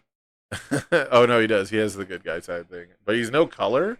Oh, he's colorless. That's cool. Yeah, they've done some interesting things, right? But like this was the first Anakin, and it really made me lose faith that they were gonna take Anakin Skywalker and turn him into like not good, not interesting. He could be bad, but be interesting. Like this card, even if it's bad, the ability to bounce it to your hand makes it interesting. Like where can I, utilize this card type, right? Also, if you're gonna suicide him, well, I guess it says survives. Actually, it says survives. You have to attack and survive, but whatever. But like if you're gonna leave the unit at like 1 health after the attack and you don't want it to be a liability, boom, right? Anyways, this Anakin is cool because he's just like a little 1-drop with like abilities, but they're not super flavorful. I guess he's hidden because he's on Tatooine and no one knows he's there, but he's got shielded because he would not be playable if he was just a 1/1. So there's like some flavor wins, but this one was like terrible. It looks like the other Anakin's got a lot better. Like this Anakin is cool. I've seen this one. The Champion of Mortis. This one is actually cool. But yeah, it looks like Riftbound avoided this problem so far. We'll see how it goes. But I like that Riftbound characters, the League of Legends characters, feel like legit characters and not like fucking throwaway designs. There's a couple others, but I'd have to like search through the Star Wars database. But there's so many characters in Star Wars. I was like, this guy is so badass. And then they make a card and he's like the 2/3 shielded unit. We couldn't just make that a random droid, bro. Got to get back to work, dude. It's like 8 o'clock at night. Are you working? You're working the night shift? I thought you worked like an office job. Anyways, have a great Christmas, happy holidays, my friend. And yeah, the 3v3 event coming up. Maybe we should talk about that. I feel like I haven't said anything good about the regional yet. I feel like I haven't actually said anything. You work until midnight? Sick. I remember those days. I've worked until like 11 a lot, but I usually worked graveyard. As far as the actual regional goes, I don't have a ton of positive things to say about the hotel. I was so fucking hot, dude. An official KOF 3v3 thing? No, my friend, not official. I'm hosting an Ace Arena. I guess I can just run this while I got people here. Go to my own channel. I did this with Constantine. Oh, it's in shorts, yeah. You're unaware. This is Hello, Universe's players. I am your name. Constantine, your Buffalo Regional Champion. I'm excited after my great victory with your Mikasa. I sure do love playing Mikasa, but what is even more exciting is that this is the 8th day of Acemas. And to celebrate, I am happy to announce of my own free will that the next Ace Arena will be hosted on Saturday, February 7th. It will be the standard format with the King of Fighters 3v3 format. The winner will receive a wonderful Beast Titan Chrome, and if I'm blinking a lot, it's simply because I'm so happy and about to cry. Have a Merry Christmas, Acemas, and Happy Holidays. Hello, Universes. I thought about editing like a gunshot sound effect and a blackout transition, but he did a good job. He read it correctly. I don't know why I would end his life with the steady aim. Players, I don't know if you guys can see the card I'm holding up to his head is steady aim because he's got the Happy Chaos gun pointed. But yeah, February 7th. The most casual way to read a script. Yeah, February 7th, we're doing Ace Arena, so TTS, KOF 3v3 format. I should not have gone to my Hello. page. Where are we at? I go back to where, yeah, okay.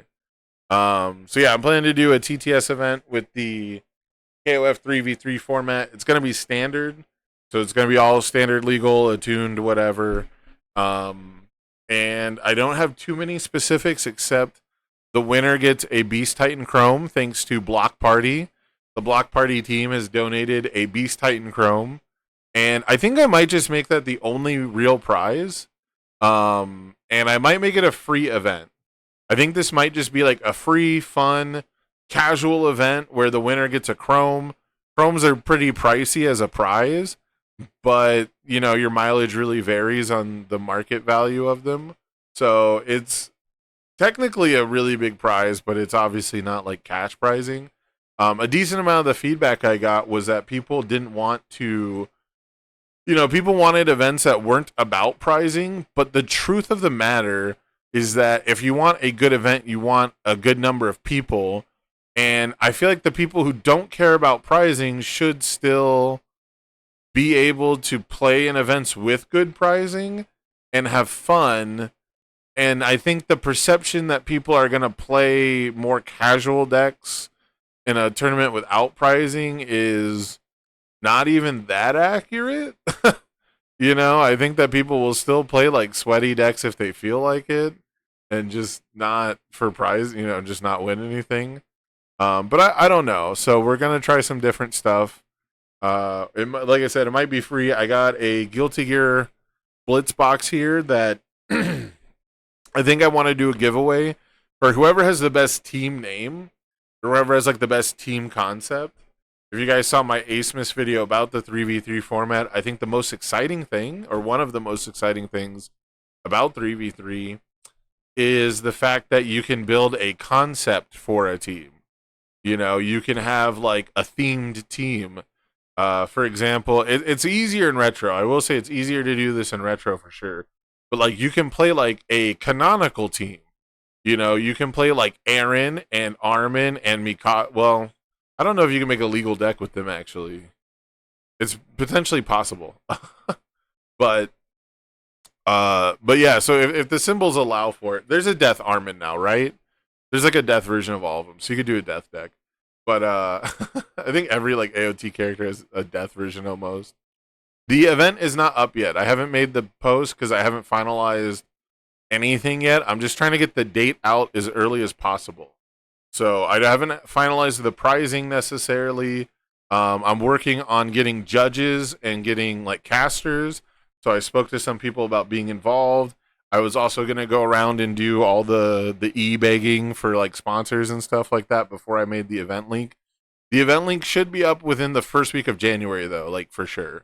I'm aiming for like before January, like before New Year's, but it might be like January 2nd or something when it goes up. So I just want to get the date out there. I want to lock that in as soon as possible. People have talked about not knowing these events are happening and not finding out about them until like it's too late. I don't know how I can solve that. I post these fucking links everywhere that I know of. I guess maybe I don't post to Reddit, and like I don't have any followers on Twitter, so like maybe not everywhere, but I post anywhere I think people will see it, anywhere I see people engage with universes.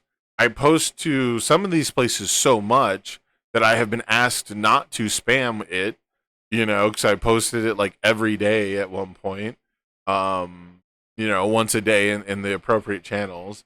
And yeah, I'm not sure what else I can really do. Like if I make more videos about it, there was a one point where I'd make like 3 videos a week, for these events. So, if you're not watching my channel already, I don't know how else I can personally do it. I've asked other content creators like, hey, throw a shout out here or there, put an ad reel in, and they do. And, it's the word's still not getting out apparently. So if you guys, once I have the event link, if you guys want to share it wherever you can for me, that would be greatly appreciated because I'm sure there's some Discords I'm not in, but I just don't know. Like, I post all my content pretty much in my Discord, Tam's Discord, Let's Talk UVS Discord, and the main Discord. And then sometimes, you know, if I'm really, and always Facebook. Those are the ones I always try to hit. And I feel like that should be the lion's share of Universes players. Like every Universes player who cares about content has got to be in those fucking Discords. And even then, I still try to go out and post in Final Round and Undefeated at Locals and Stark Dark and Coping with Cardboard. And like some I'm forgetting, you know, there's some I'm just not in. So I don't know about them. But, you know, anywhere where I think that there might not be some overlap, I'll post it. But, you know, it really feels like the main Discord should be like enough in general, between Discord and Facebook, right? So another issue is the Facebook. If you post too much to Facebook, I have to have a moderator approve the post.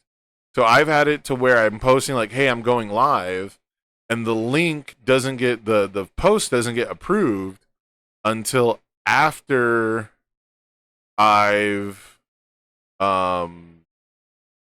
you know, it doesn't like get approved until after I've stopped being live, you know. So there's challenges with that, but that's something I'm trying to work on, is like getting the word out. Twitter, yeah, I don't really use Twitter. I don't have Twitter followers.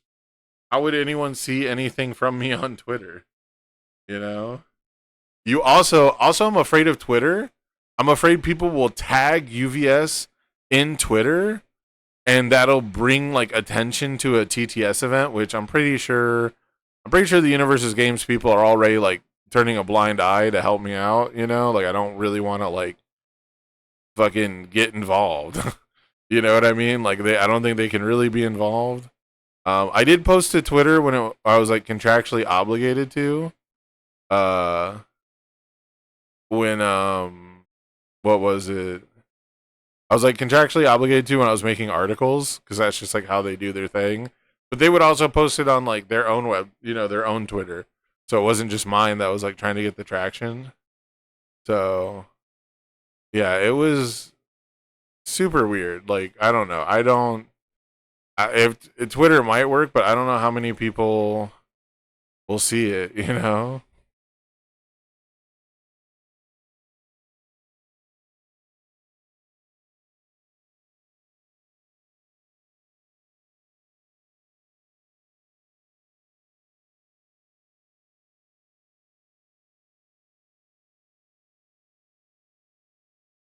Tag Riftbound.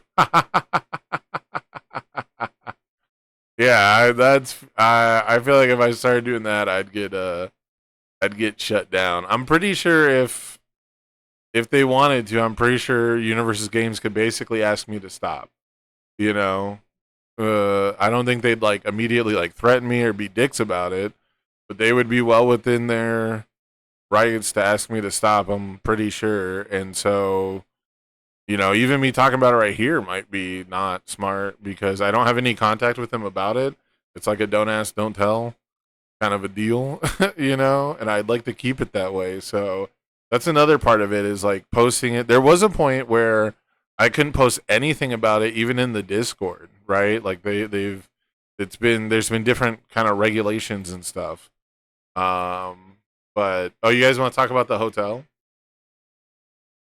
Is that what is that what we want to talk about? The Cody Rhodes, what do you want to talk about? We can talk about the hotel. I don't have anything nice to say about the hotel, except it was close to gas stations and stuff. Basically. Luckily I didn't deal with any roaches, but I heard of multiple people who did. I think there was 3 different people who did say they had bugs in their room. What was it? They had to be moved. Like they had to move from one room to a new room, you know? The Buffalo Hotel, it had like, it's funny because it had nice style, I guess I could say was nice about it. Like, I liked the coziness of the room. What do they call it? I think it's called like a speech pit or something. Like when you went into the room, at least on the bottom floor, you've got like the little 2 steps down into like the main, like little area, and like they had like a comfy like couch, like casual kind of hangout. Like the vibe in the room was like okay, except the AC didn't work, and somehow it was like 90 plus fucking degrees in the room at night.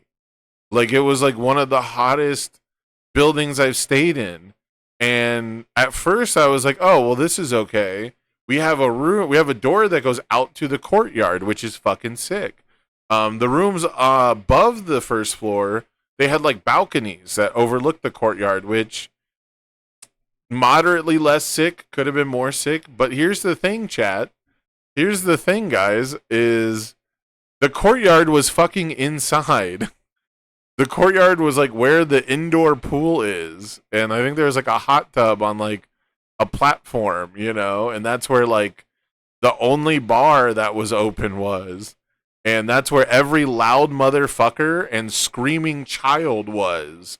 And so like every night everybody, it's so funny too, there's like a big sign that's like the courtyard closes at 10 o'clock every night, please be respectful of the other guests. And like there was children screaming in the courtyard until like midnight every night. And then after midnight, it was like Phil Birch screaming until 2 a.m. I remember the first night hearing Phil Birch like all night, dude. And I think he was just like on the balcony above us. And it's like, what can you do? Like, he probably wasn't even being that loud. But, it for a while there, he seemed like the loudest motherfucker on earth. So... yeah, the actual hotel had like a decent vibe. I like it when the hotel has like actual appliances, like they had like things that were bought and then brought into the room rather than like the stock hotel stuff. Like we had a working fridge. Normally when I stay at hotels, the fridge sucks ass and can't get anything cold. And they're like these tiny shitty fridges that you have to lay everything down sideways in, like totally a pain in the ass. But instead of having like a fridge that fits in a drawer, we had like a real little, like half-size fridge. So the microwave worked the one time I used it instead of like most. So stuff like that was okay, but the actual appliances sucked. The toilet, the bathroom had a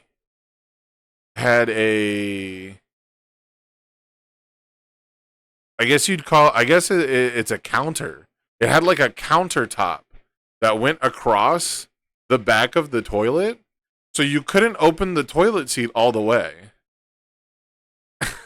So like, unless you wanted to like sit at like an acute angle, unless you wanted to like lean forward all the way while sitting on the toilet, it like didn't open all the way. It was like hard to sit on.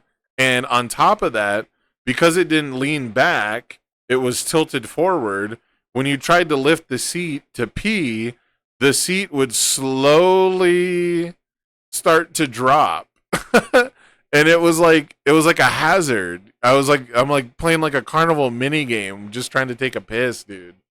It's like I have a time limit before I pee on the seat or some shit. Like, it was so annoying. It's actually the only time in a hotel I'm like, should I leave my room to go use a public bathroom? Because it would be like less annoying. Like, that was fucking wild to me. And then if you did use the public bathrooms, in my experience, they were the hottest rooms in the fucking building. Every time I walked into a bathroom, I immediately just got fucking blasted with hot air straight from the heater. So that sucked. Checking in sucked. They somehow, because there's 4 production people, right? There's 3 casters plus Brian, and we always just room between the 4 of us. So UVS Games buys, 2 rooms for the production team and like 2 roommates each. How it's always been. And when we checked in, they didn't have it under either of the names that, UVS Games booked it under. They didn't have it under any of the names of the UVS employees that I contact, to do this stuff. Finally, I think we gave a confirmation number, and they found a name I had already given before, which was super annoying. So, I was like, I gave like the name of the employee who booked it, and they said that's not here. And then we gave them the confirmation number, and they went, "Oh, that name you just said," So that was like frustrating. And then they gave us 4 separate rooms. So they basically double charged UVS games, and we had to go and sort that out. So I had just like unpacked all my stuff. I was just about to jump in the shower cuz I don't know about you guys, but when I get off an airplane, I don't feel clean. Like it's just not possible. And the first thing I have to do when I get anywhere is shower. Like I think if you could like rent a shower at if you could pay to take a shower at the airport, like it'd probably be too expensive, but I might do it, like just to get off the plane and immediately fucking shower and change. So that's always my priority, and I had to wait to do that, which was, not fun. Whoever got the room after me, they probably didn't have the housekeeping, so like all the pillows and like the covers are like ripped out because I usually do that for some reason. I get in there and I turn the AC down, I unpack my stuff, then I rip the sheets off the bed because they're not comfortable to me when they're like tight packed, and then I take a shower and like it's just something so whoever got that room probably walked in and saw like all the pillows and the covers thrown about. But yeah, that was like super annoying. It seemed really incompetent, like not to just be mean to the people behind the counter, but they just seemed like incompetent is the only way to really, that's like the least mean way to put it. I didn't have any roaches. Our room was hot as fuck. The courtyard like was annoying to listen to. Being in the courtyard was cool. The courtyard was kind of like a chill environment, except the lighting was fucking dog shit for playing cards. And there was, if you were sitting on the wrong side of a table in the courtyard, you probably had a light that was pointed at your face, which was like really bizarre. So like you could either have a light directly behind you so you can't see shit in front of you because the lighting is being blocked by yourself, or if you're the person on the other side, every time that person leans left or right, you're now getting blasted in the face by a bright white light. So like all the lighting was completely stupid. And it just seemed like super annoying, especially if you're drunk, to just get like flashbanged from somebody walking past you, One of the most dangerous things I've ever seen, not that I haven't seen it before, but they had like a huge incline up to the bar in the courtyard. The courtyard had it's like 6 steps, like 6 like big ass fucking huge steps, and I remember them feeling kind of steep. But I was also drinking, and I remember thinking that's the stupidest shit I've ever seen, is to make drunk people go up and down the fucking stairs to get drinks. It's so dangerous, like actually so dangerous. The only time I've ever slipped and fallen while drinking was from walking down the curb. Like I walked out of a bar and I went to like turn the corner, and I just turned the corner like really like loose, and I ended up stepping off the curb and eating total shit from just one curb. So this is like a stair. These are stairs that are like twice the height of the curb, 6 times over, right? So luckily I wasn't as drunk as I was in Dallas when I ate shit in the fucking gutter of the street. But this seemed way, way, way more dangerous. I also don't know what the fucking laws are in Buffalo. But now, granted, the kids were nice for the most part, but they were loud, But there was so many children sitting at the bar with their parents. And the bar doesn't like serve food. So I don't know. I don't know what the deal with that was, but it was definitely kind of a vibe kill for that. I got so many like tics about hearing children scream. Like it's just one of the worst sounds of all time. And I know parents like can't stand it when adults are annoyed by children, but it's true. I'm just annoyed by children sounds. Sorry, so that sucked. And they were there till like midnight, like 1 a.m. or something. It was super weird. Whenever I would order a drink, the bartender would have to leave the bar to go get it. That happened 3 times in a row. Granted, I think we were all drinking like the same thing. Like, I know me and Barrett were both like slamming Angry Orchards, and I think a couple other people were. But like, yeah, I would go up there and I watched Nate like get an Angry Orchard, and it was like the last one, and I was like, God damn it, dude. Or no, Nate. I think there was one left, and Nate wanted to order two, and the guy had to leave and come back, and I was like, Nate, can you just get me one? Like, I gave him like the money for it. And I was like, when he comes back, can you just bring me a fucking cider, dude? So, yeah, every time I ordered a shot or a cider, the dude had to leave and come back. Or it was the person in front of me, he had to leave and come back to go get their drink. The bar didn't have anything that a bar has. Like, none of the infrastructure. I don't think it had a sink. I don't think it had I could be wrong. I was, drinking and like trying not to pay attention to this. But it didn't look like it had a sink. It didn't look like it had a way to wash dishes. It looked like they just collected them and, carried them off to wash them somewhere else. I don't think I ever saw anyone get ice. They had some liquors like on a shelf under the bar, and they had one cooler that's like how do I put it? Like the vending coolers? Like if you go to like a gas station, and it's not the ones on the wall, but it's the one that'll be like up near the front. They'll usually have like one that's like 4 feet tall or 5 feet tall, and you have to like lean down, or I have to lean down to like open it and get shit out. They had one of those, but because it needs to stock beer bottles and not soda cans, there's only like 3 shelves. So they basically have 3 shelves of stock, and they can only stock like 4 of anything at one time, and you have to wait for it to get cold. The guy has to go get it and bring it and put it in the fridge, and you have to wait for it to get cold in the fridge. It was like the most depressing shit. It was like the most not how to run a bar I've ever seen in my fucking life. So that was like truly wild to me. I don't understand how they get away with that. And speaking of how they get away with it, when I got there, I said it was like 9:30. I was like, "Hey, when's the last call?" Like, I think the lady asked me if I wanted 2 beers instead of 1, and I was like, "Oh, is it like almost last call or whatever? When is it?" And to figure out when last call was a 4-minute conversation and not just a yes or no question. It involved both of the bartenders confusedly asking each other when last call is.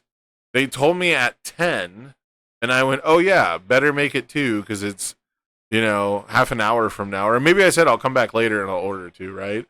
So that was at 10, and then they were there serving drinks until like 1 in the morning. Like, they never left. They never did the last call thing. So I got kind of bamboozled by that, which was fine. That's a good thing. They make more money, we make more money, but questioning the legality if there's like local laws on when last call has to be. But that was just like another frustration. Yeah, I learned to play Riftbound basically in the fucking dark, with children screaming around me and like the occasional beer. Luckily Brody had me covered. He had a really nice IPA. The Voodoo Ranger juiced IPA was so good. But yeah, last call was fake apparently, which is funny because I think it was Jet said they got kicked out like at 10 o'clock. They like actually kicked people out the night before, so I don't know. But yeah, what is it? Yeah, the Voodoo Ranger juiced IPA was super sick, and that held me over in between restocks of the fucking ciders. Saturday night was crazy. Yeah, I wasn't there Saturday night. I was there Sunday night. I think Saturday night was the night where Phil Birch's voice kept me up. But yeah, overall it was a good time though. I know chat saying it seems dire as fuck, and we're just focusing on the negatives, like actually hanging out with people. It's not like really a story, right? Like, I'm hanging out, joking around with the pals, planning stuff. I got to plan some content stuff for like the Ace Arena, do the schmoozing, do all the good stuff. That's not really a story though. That's just what we do at events, and that's why we keep coming back. That's why we enjoy uh doing it. We got the boot super early while it was quiet, and Thursday, Friday, Saturday, or Thursday, Friday, Sunday, everyone was going buck wild. Yeah, yeah. When I was there for Sunday, like there was like 20 of us, like kind of being loud. I'm not gonna lie. I was like, it's my turn to keep everyone else up. I'm out there with pots and pans. I'm not gonna get no sleep because of you. But yeah, no. So we were having a good time, and they didn't kick us out, which I was really surprised by. So I was pretty much there till 2:30 in the morning, and then I had to leave to get ready because my flight's at like 5:30 in the morning. And I'm always paranoid something's gonna go wrong. Playing UVS is the least fun part of the UVS tournament experience. That's not true for me. For me, the least fun part is traveling. I don't know what you consider part of the tournament experience, but if we're including things outside the tournament, the least fun part is being on a fucking plane. Being at the airport, being on an airplane, by far the least fun part. The second least fun part is trying to find out where to eat. I have the vampire rule where like I have to be invited to places. And so usually I'll just like watch groups leave and I'll be like, oh, hey, where are you guys going? Like, oh, we're going to Cheesecake Factory. And I'm like, oh, that sounds cool.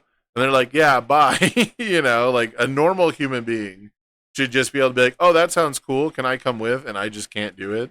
My brain just won't let me do it, And also, the few times I have done that, anyways, like I force myself to do it, they've not been good experiences. You end up like being the odd one out, like for the table size, or it ends up being like way too many people and everyone's like fragmented, and you end up like sitting across from people you probably don't know, and it's like awkward. So I try not to do that. It doesn't end up being as fun as when you get invited by people you're familiar with. So, boots on the ground, arrived at the venue first day. Well, I don't know what else I do. Like when I go to UVS tournaments, I arrive at the venue and yeah, I hang out and chill with some people, but then I just play universes until it's over. And then what? Then when I leave the tournament, when my boots are not in the venue, like does that count? Like going to eat somewhere else? Like traveling to new places is cool once you get there, but the actual travel sucks. Team Ligma, giant tables. Yeah, like I said, like I usually find like a group going somewhere, but it's a weird personal tick, it's a very weird like personal thing that I just need to get over, but there is complications, I don't usually want to be a part of giant groups either. Like when people were going to Olive Garden, I was like, hey, how many are going? And I was like, oh, it's just Guile and his locals. And then like Nick Reagan was one who asked me, so I'm like, okay, it's Guile and his locals and Nick Reagan. And then by the time we got there, we had 12 fucking people, and it's like I don't even get to hang out with half these people. It feels weird. I'm always worried personally about having a loud group. Part of being someone who's annoyed by other human beings being loud and shit and like other people's manners is the fact that I have to hold my own people accountable. And sometimes you get the person who's just loud as fuck. And you're like, hey, can we, keep it down? There's other people here. And they're like, nah, man, I'm loud as fuck. That's how it is, And you're like, that's cool, man. But like, you have no control over it, Like, so I'm always afraid of being like the loud, obnoxious group. Because when I'm on the flip side, if I'm at a restaurant or I'm working at a restaurant, like those groups suck. So I don't want to be the group that sucks. So I'm not saying the giant tables with Team Ligma sucks. I'm saying that like it's my concern. When I find out that like 20 fucking people are gonna walk into a restaurant with no reservation, it's probably gonna be fucking shitty experience for people around us. And so I don't, I want to be on top of that. I at least want to trust the people I'm with to not provide that experience. So, but that's just me trying to be courteous to complete strangers I will never fucking see again. So But the only place I went out to eat was Olive Garden, which, I like the soup. I didn't get any salad this time, but that's fine because I was making room for the rest of the food, which was really good. It was actually some of the best I've ever had at Olive Garden, which, is pretty mid restaurant Italian food, but you can't fuck up meat, sauce, cheese very much. I did go to I DoorDashed like the first 2 days because I didn't really know where stuff was around me and like scheduling and like didn't have a group to go with, blah blah blah. And then like the second day I was like, I don't want to fucking DoorDash anymore. So I think it was Saturday night. I went to Mighty Taco with I think just a bunch of the Let's Talk UVS guys. I think everyone out there was actually Let's Talk UVS now that I think about it. So I was like just kind of tagging along with them. And we had like a great conversation and it was cool hanging out. But I have to tell you guys, the fucking greatest sin against food I have ever seen in my fucking life, okay? I might be biased because I live in the Southwest. I might be biased because I went on a personal journey throughout the last 365 days, maybe more than that, to learn, to discover, learn, and practice making my own Mexican food, making my own chicken tacos, and learning different sauces and spices and blends and different techniques and shredding the chicken and making the shells and stuff like that. And I might be biased because I just because I'm not from Buffalo.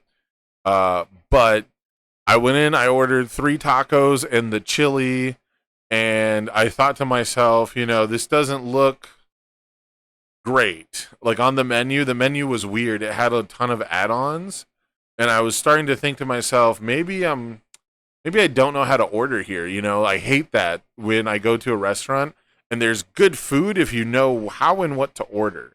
I really despise that. Like, for example, on the West Coast, we have In-N-Out, and In-N-Out's not really that bad if you know how to order the food.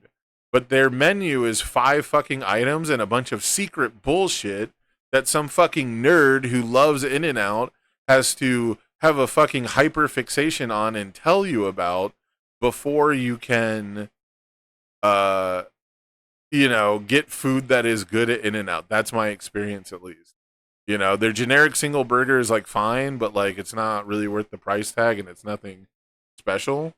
And in the same vein, the Mighty Taco tacos are like $3 to start with, but then you have to like add on like everything, I think, to make it worthwhile. So the 3 tacos I got were like not even half full. All the sauce was put directly on the taco, which I've never fucking seen that outside of specifically like Jack in the Box. Like Taco Bell doesn't put the mild sauce directly on my taco. So that made it like kind of soggy. I'm trying to find a picture that accurately describes this, but granted, all the pictures online look pretty much better than the fucking taco I got. But they were not great. The meat itself was like a meat paste, which reminded me of Jack in the Box tacos, which are like one of the most ludicrously bad things of all time. And yet they're okay because you get 2 for $1, and they like deep fry them, so you get like a little bit of like a crunchy oil fix, but it's not worth it. They're not even worth it really at 2 for $1. But you get 2 for $1. The Mighty Taco tacos were like $3 for one of them. And they had nothing in them. They were literally just like the meat paste, like meat residue, and then it had a slice of white cheese on it. And the cheese, like I ate the tacos second. I ate the chili first. I also had like some chips. I ate those first.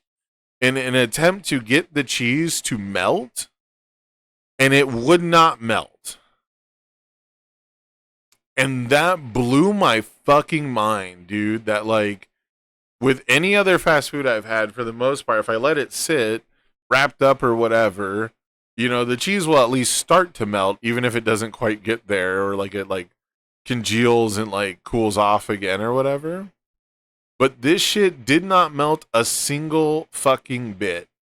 And it was the weirdest fucking experience of my life eating this taco that was like drowned in sauce, had basically no substance, with a full slice of cheese in it. Not shredded, not cut. I don't even think it was cut in half. I think it was just actually like the whole slice of cheese. Okay, this is accurate. This is very accurate. This is very accurate to what it looked like for me. And dude, I was so close to refunding my fucking food. But this is accurate. Mine was a little more full than this. And I think I added onions or something to it. I think I added like one thing to it. But this is accurate. It is so pathetic in general. Like, even if this was good stuff, which, don't get me started on the taste, dude. The taste was like... Now, what's really funny too is the style of Mexican food, that I have to put in air quotes because I live too close to Mexico to insult these fucking people. But the the style is what people out here at least call like Southwest sort of Tex-Mex. I don't think it's like truly like Mexican in general anyways, like the same way that Taco Bell is not. But it means it has corn and beans in it. So the corn and the beans, and it's usually sweeter because corn is sweet, you know, and it has like more of an uplifting, like acidic sort of profile to it. And I like that. I like both, you know, but I really like having access to, you know, like black bean and corn salsa, right? So like the Southwesty corn style is something I'm like a fan of, and it makes it a little bit sweeter, and all this stuff is cool. But there was just like no substance, and I looked back at it and I was like, so maybe I ordered wrong. That happens. You know, maybe I just needed to add more stuff to my taco to make it like correct. But to do that, it would have cost me like $3 more. You know, I had already had to add on like peppers and onions for like $1.20. I added on jalapenos to this is like to the chili and stuff like that, you know.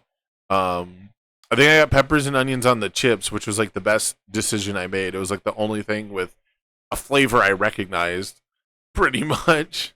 But I don't know if I ordered the chili wrong and I needed to pay more for the chili, but I ended up spending like $25 fucking dollars here on like 4 or 5 items in a drink just because I wanted to like try different stuff, you know? And I do like different things with like Mexican food and like the different add-ons. But between like the base prices and the add-ons, I spent like a fuckload of money, and it was all like the worst I've ever had. I'm trying to look for a good picture of the chili too, because the chili was not chili. And what I mean by that is normally with chili, right, it's like you cook meat with tomato sauce until it becomes kind of homogenous together, like the things blend together, right? It cooks down into itself. And my order was the chili with added jalapenos, and I think I added cheese to it. So I had to add like another like $1 to the price, and it was like $6. And what I got was a bowl of hot sauce with no meat in it, no discernible meat, not enough cheese to cover the top of the bowl of the little cup that it comes in. And then it had beans and corn and jalapenos in it. And it had so many jalapenos, you couldn't like stick a spoon in it. So I had to fish out the jalapenos because they were like a fucking giant brick. And when I fished out the jalapenos, the cup was like half full, you know? And it was like eating straight hot sauce. It was not like, there was no flavor from the beans that could overpower the hot sauce. And the sweetness from the corn just made it like a very confusing flavor profile. Not to mention the texture was pretty rough at that point. Granted, the hotness was probably from the insane amount of fucking jalapenos I got for 20 cents extra. The jalapenos were cheap too. It was only 20 cents. So like I put it on everything. Huge mistake. It was like the only thing. Oh, I didn't put it on the tacos, but I put it on the other two items, and like they were like overloading it, and it was such a crazy mind fuck. The people who did like Mighty Taco, which I didn't meet many, but I did meet one or two, or like Buffalo natives, again, if I grew up with this shit, if I grew up with this all day, like my whole life, maybe I'd feel different, right? Like if I grew up with this, I could totally see myself becoming accustomed to it, and it's what I know, right? I could also see myself growing up with it and wondering, why does this sin against God exist? It could go either way. But yeah, the chili was just like a bowl of hot sauce with vegetarian stuff floating in it, and maybe I just didn't. Maybe I was supposed to pay extra for beef and didn't know it, which would make the price like even more ludicrous. But it was so depressingly bad, dude. I don't think I've ever wanted to get a refund at a fast food place. Like normally at a fast food place, if something's like really bad, I'm like, hey, can you remake it? Or like, hey, can I just get like it refired? I've asked at McDonald's, I'm like, hey, can you just like microwave this again and melt the cheese? I've done that, but it was really bad. The other funny thing about it was we had 5 people in our group, and the booths could not fit 5 adult humans, regardless of how fat we were. We had like 2 skinny bean poles with us, and like 2 larger dudes, I think, right? So like even with the skinny bean poles with us, you couldn't fit us all in a booth. All the tables had 4 chairs that are stapled to the table, like they're on beams, so you can't move them around, you can't mix and match, and they only turn one way. So you can't turn like left and right in the chair. You can't like, because there's a bar that's there, so you can't even like spread your legs. You have to like sit like fucking side saddle, like you're a woman in a 1950s Western movie on a horse. It was genuinely the most depressing fucking food experience I think I've ever had in my life. Like, I am struggling so hard to find, like, I've had some shit I really didn't like. I've had stuff that was absolutely so disgusting to me I couldn't eat it, but I recognize that it's like, this isn't my taste. You know what I mean? Like coconut, I hate coconut. I can't stand it. I've had stuff where I ate it and I went, oh, that's so bad because there's coconut in it.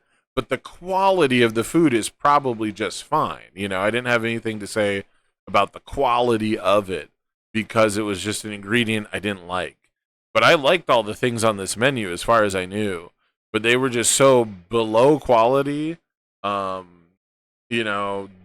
people who were working there were like explicitly trying to ignore you when you were trying to get a fucking refill, to the point where I just threw my cup away. And I was just like, all right, I guess I won't get a refill here. I'll just eat this hot sauce in a bowl and fucking suffer and just leave. And yeah, it was trash. I didn't say anything while I'm there because I truly think that like if you like talk bad about the food while people are trying to eat it, it like affects the way the food tastes, like psychologically. So I always wait till after the meal to complain.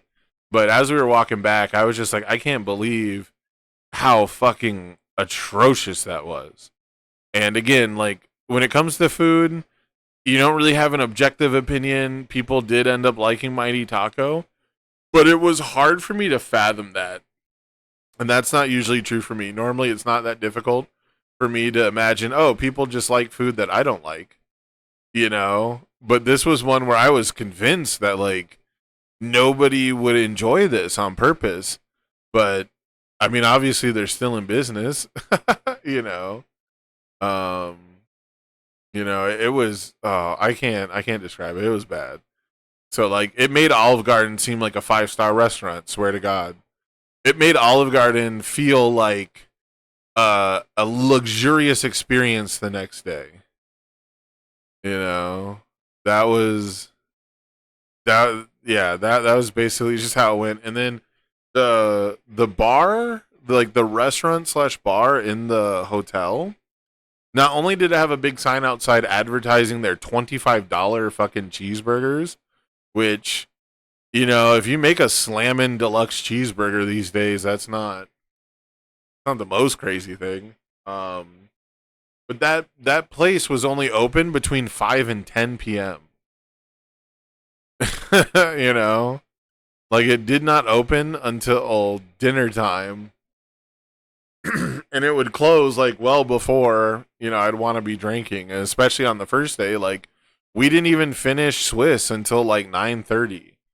9:39 I think is when I looked at my phone leaving the area. So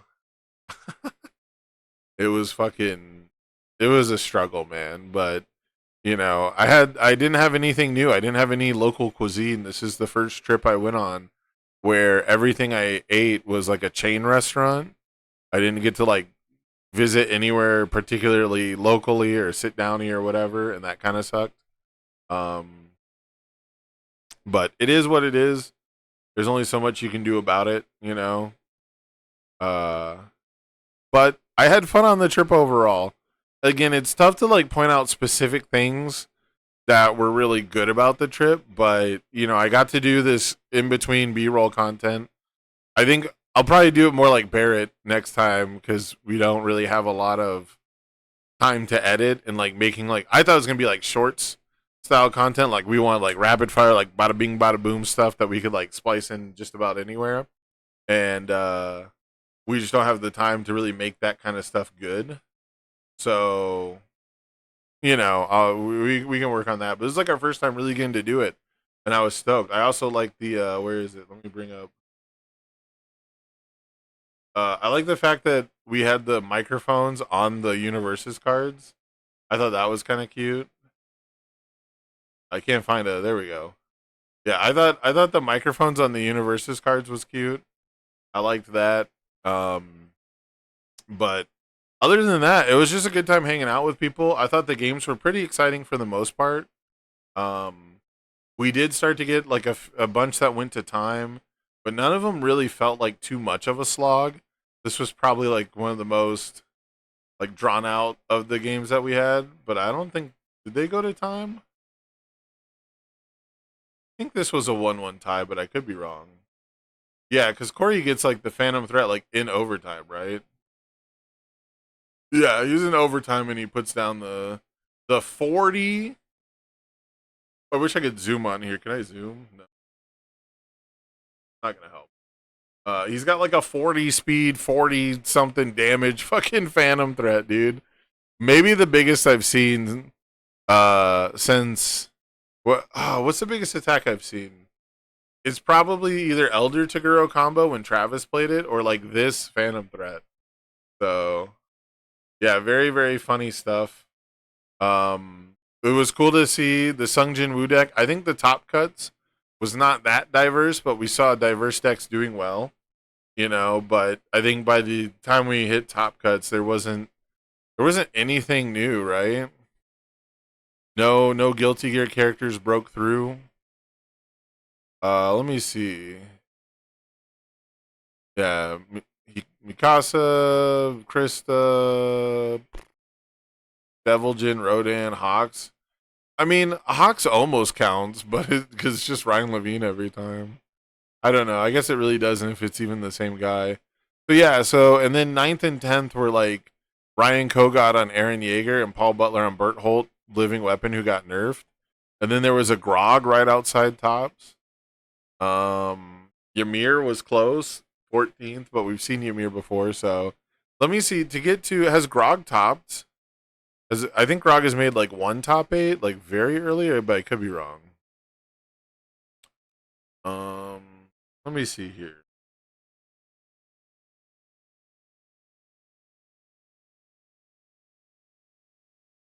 First place, Cole Hyatt.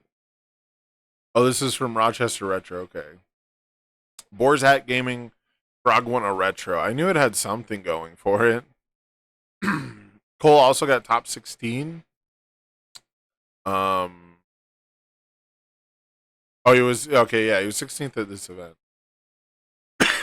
So, yeah, Grog I think had the closest chance at like 12th place. There's one at 12th to be a new top 8, top 16 edition, a new day tour. I guess it hadn't topped. It hadn't made a day 2 yet, so that was our closest shot. Unless wait, has Aaron Yeager Attack Titan topped an event? I thought it did. I could be wrong. If not, then Ryan Kogod was. Oh, maybe Aaron Yeager didn't make a top 8 or a top 16. Okay, yeah. So we had 2 decks that were pretty close.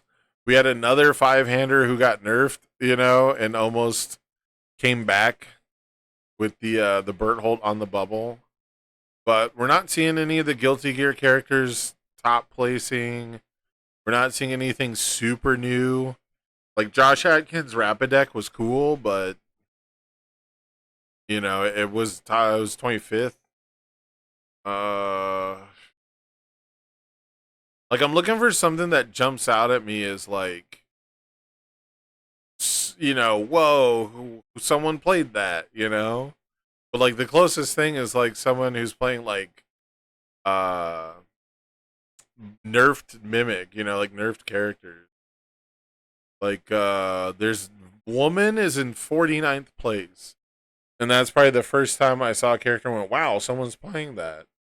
There is a 24th place Jamie Sue. I guess I should put this on while I do this. That's probably better, right?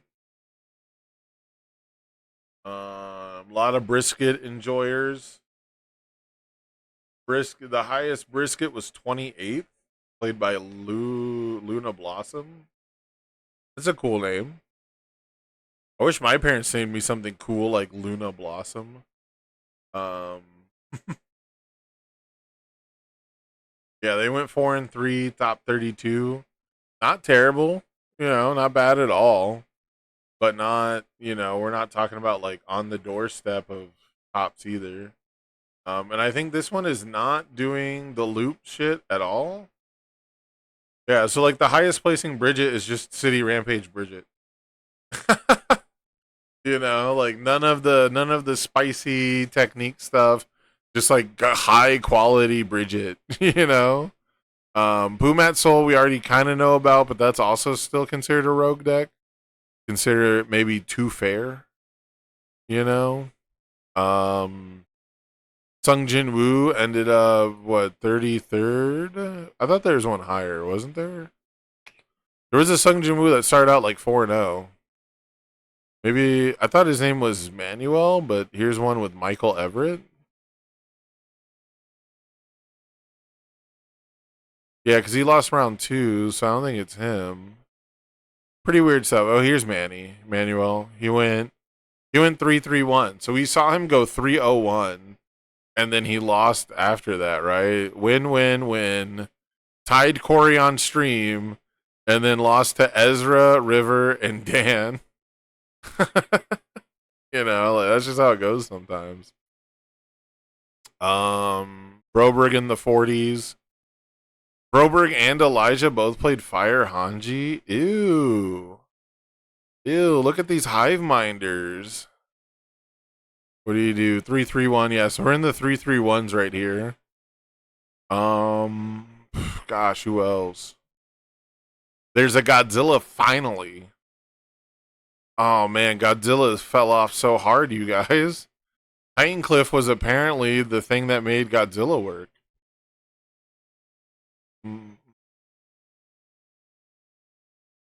Phil Birch played Caduceus Clay. That's kind of tight. That's like a real, rogue deck. Here's a Nago. Beauregard Lionette Expositor. Sick. Okay, we have to go so far back now to see like cool characters I ain't seen before, So kind of rough. Got some more overhauls. Soul Bad Guy all the way down here. Unfortunate. I really expected Soul Bad Guy to do a lot better. Truly. Yeah, it is what it is, I guess. The format. I don't know if I can truly call it stale, but it seems like hyper focused around like these same 10 to 15 characters, but when you put it like that, like 10 to 15 is totally fine. Like, you know, maybe it's not 10, maybe it's more like 5 to 10, but whatever it is, man, it's a little rough to see Devil Jin making finals after, you know, losing a card but not a direct nerf. Seeing Krista still just be super strong. Like, people do want a shakeup. I like the fact that these decks can still be good, but we really want to see like one Mikasa, you know, one Krista every now and then. Maybe not one Krista every event, you know, but it also speaks to whether or not it's like the same people playing these decks, right? Because like Travis Tangeman has played Krista a whole bunch, and that guy is really good at the game, and he's really good at playing Krista. So like, if he was the one who kept topping with Krista, like that wouldn't be surprising or really a big deal. Ezra, I think, has also played probably a solid amount of Krista. I don't remember, the name's familiar. But I don't know if they've been on Krista specifically, but they've been, you know, solid results. Here's an order, Krista. One of Ride the Lightning, baby, top 32. But yeah, I don't know. The gameplay on stream though was fun. It was exciting. We had surprises, we had tension, we had action. We had poor Ymir getting unyielding over and over and over again. That was kind of funny. If you're not a Ymir fan.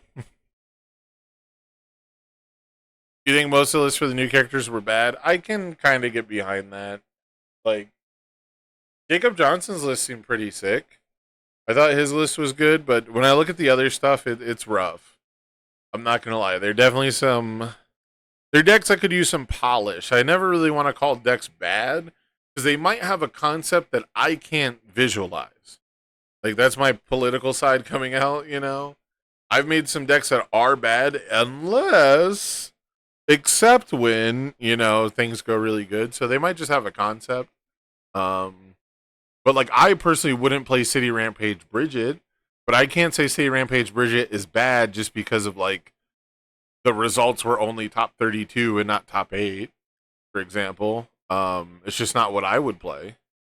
It's not what I would think would be the strongest version of Bridget, you know? So it's stuff like that.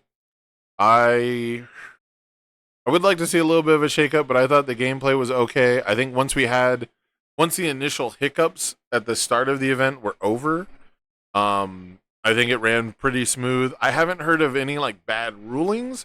We just had stuff that got missed on stream, but I haven't had anyone come up to me and complain that there was like a strictly bad ruling, which I think is fine. You know, I think I'm here for that. The Maze and Nagos, yeah, those we won't talk about those because I don't have anything super constructive to say. Other than, again, they are lists that I wouldn't run. They're not choices I would make, but I'd have to really like talk to the person and be like, okay, why are we doing this? To really know. So, but yeah, I thought the format was like okay. I thought there was a good amount of interaction. A lot of people playing lackluster defense, and the decks that were playing really good defense definitely were like troublesome to deal with. Like for example, the craziest thing of the whole tournament, I think, was Kyle going handless against Mikasa. Like, of all the decks to do it, man, that's just not one to do it against. And it's, I think, the same game where you can watch Constantine hold one card as Mikasa, not draw any extra cards, and just use that one partial block to stay alive. You know, or maybe it was the game before, but like, I think he survives, and then he has to build and survive again. And when Devil Jim bricks, he's like, well, I'm full health, like just full send it, right, with the build. But yeah, it's little stuff like that where even within like a quote unquote staler metagame, you know, known metagame, we get like some interesting and divergent gameplay. And I think that's all you can really ask for. I didn't get to play in any side events. I was too busy with that stuff. People were filming some content outside, which was cool. I think Jake just didn't know Vast Strength didn't remove keywords in this game. Very curious if TCC thought it did or was more afraid of the ready off repeated. Oh, I heard about something like this. I didn't cast this game. I only got to pay attention to a little bit of it. I think yeah, I remember hearing something about a vast strength play, but vast strength is not a void card. So how is he playing vast? Oh, TC vasted him and he didn't do the EX. I have to like piece it together backwards like a puzzle. This is a game where TC used vast strength and Jake duped himself. Right? Is that what's going on? Yeah, this is one of the few games I didn't get to watch. Maybe I should just do like a proper watch along. You know, get my Twitch hours up. Just actually sit here and watch the games, but it's tough when I did the commentary for some of them. I don't want to watch the same ones again, yeah. And if he did the EX, he just wins. Okay, yeah. Interesting. And it's always tough too, right? Because you have like the political side where if he says, oh, I'm going to vast strength, your attack loses its abilities. Like that's technically misleading information, you know? But you go back to like the whole, whatever, you know, whatchamacallit, you hit him with the whole accepted game state. Here's another thing too, right? So Jake gets rid of the speed hate, the resting ups, but Ymir is only at 4 and can -3 speed anyways. If we just hit the vast strength, we win the game, right? Does the EX overcome the resting ups? Maybe not. Maybe we don't have enough momentum. Oh my god, we have an entire fucking book of momentum. What the shit? What the shit, bro? I just said maybe we don't have enough momentum because I thought he only had 1. Okay, low key, this at least used to be against the rules. You gotta fan him out, brother. It's like not the biggest rule to break, but this is exactly why. I'm like, oh, he's got 1 momentum. Maybe EX can't do it. Yeah, no, EX could totally fucking do it. That's so funny. Yeah, is this the turn? I assume this is the turn where the whole thing happens, right? Unyielding. No, maybe it's not. I don't know. You would think he would vast strength well, I guess he's already on a low foundation count. Vast strength the unyielding, probably not. Actually a game saver. TC literally praying to the RNG gods. He's saying, please let him brick. Please don't let me die to this Rodan. His offense is fraudulent. His damage is whack.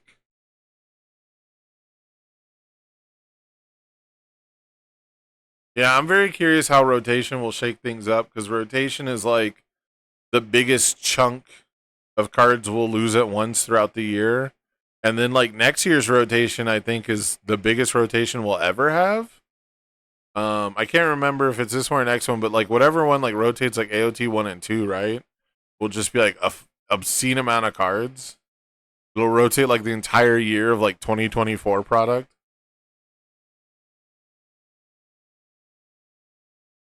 Yeah, characters like Witch Mikasa. Both the Mikasas are good, baby. River Cook said you can you can errata pony all you want, but I will still clear my card pool and go infinite. Oh man. But yeah, I don't know. I had a good time overall in Buffalo. You know, the joke of like it's always the people, not the game. That's true for every game. You know, people don't really go to Yu-Gi-Oh events to play Yu-Gi-Oh. They go for the community. It's just how it's got to be. But it is really nice when the game is good too. So I had a good time. I thought the metagame was pretty much fine. I've been really happy post ban list. Unyielding people aren't playing a ton of, but like the stuff that is really annoying to me, I don't see a lot, and that's a good thing. You know, that's a good sign, and I think it's fine for there to be things that annoy me. But I would love to see a lot of I would love to see a lot of more experimental stuff, but regionals aren't really the place for that. So I'm going to try to increase the amount of community events I run and a lot of them will probably just be free events with no prizing. That's pretty much where I'm looking at for this upcoming year. I guess I'll wrap things up here. We've been chatting for almost 3 hours. It's getting real late into the night. I see the viewership, dropping off, so I'll try to wrap this up. But I thought the event was a success overall. The hiccups at the beginning, I can't really give it like a 4.5 or 5 stars out of 5. I could maybe be generous and give it 4. I would understand if a lot of people had like a 3.5 experience, as someone who worked it, I would give it a 4. I don't think there's any like catastrophes, but the whole UGN stuff really, really sucks. Missing stuff on stream really does suck, but as far as we can tell, none of it was necessarily game impacting. But I hate when you just have to ask about it, right? Like, there's definitely still some nuance and some hairs to split with all the stream stuff that got missed. You can definitely make arguments on both sides, but at the end of the day, people are human, and if multiple humans miss it, you probably got to be mad at yourself at least as much as other people, is I guess how I'll put it. Like, I've had that experience where I'm like, oh, I didn't catch blah, blah, blah, and neither did anyone else. And it's like, I can be upset, but I have to be upset at myself as much as anyone else. But we're going into World season. It's going to be a while before Worlds. So maybe I'll try to do like some pop-up events. Maybe I'll try to join some of these locals, like Wednesday Webcam that Marvin does, or Community Game Night that Paul does. I should be planning those more often, I feel, but timing, the timing of everything is always suspect. A lot of my free time is being sucked up by World of Warcraft. I'm not going to lie. It's just where my enjoyment is during the holiday season. World of Warcraft is a cozy, comfortable nostalgia game for me, and it's something a lot of me and my friends like get to kind of just casually, and involve ourselves in. So, but I got 3 more days of Acemas. You got the 23rd, the 24th, and the 25th. So look out for more content on the next couple days. I think Christmas Day will probably be a stream day as well. I think I might just try to stream and play games with people who are down, or play World of Warcraft and talk to people. Like, just be, I don't know, parasocial or whatever about it. So, but that's been the biggest thing, is like, I don't really care to be making videos where I'm talking at you recently. I don't want to be making videos where I'm sitting here in my chair for hours like this, just speaking at people. I want to interact with people, and that means like live streaming or scheduling people to like have full conversations. I've noticed that a lot of the time when it comes to people giving their opinions on stuff in the format, especially because, of like stuff they don't like, I always find that you get a much better picture, and you get like a much less extreme opinion when you have an actual conversation with another human being about it. And that's what I'd like to do. I'd like to be having conversations with other human beings about the game, rather than just complaining about my feelings about it. So I would love to bring back orange card, blue card, my dude, but I would need another human being who can record as much as I want to record, and I can't even record as much as I want to record. So I don't know. I would love to do orange card, blue card, maybe make it a monthly thing. I don't know. But scheduling guests for that was truly stressful for me. And I have a particular, going back to like issues I have that I need to get over, like the vampire thing. It's not, my brain receives it as rejection. If I hit someone up and I'm like, hey, do you want to do this interview? They almost always say yes.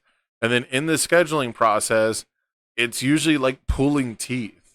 It's usually difficult, and like they'll take a long time to reply, and then I get busy and I take a long time to reply because I had time when I first hit them up, but I don't have time now. I had time then, and I wanted to like do the interview by now, but like it's been days now, and now I have to find a new time, and then it's not even necessarily relevant content anymore. And also, also other people were doing like the interview content, like winners of regionals were getting UK versus and like Chris Smith interviews like immediately, right? So like I don't want to just tread the same water and ask the same questions, and I'm down to let them have that content, you know.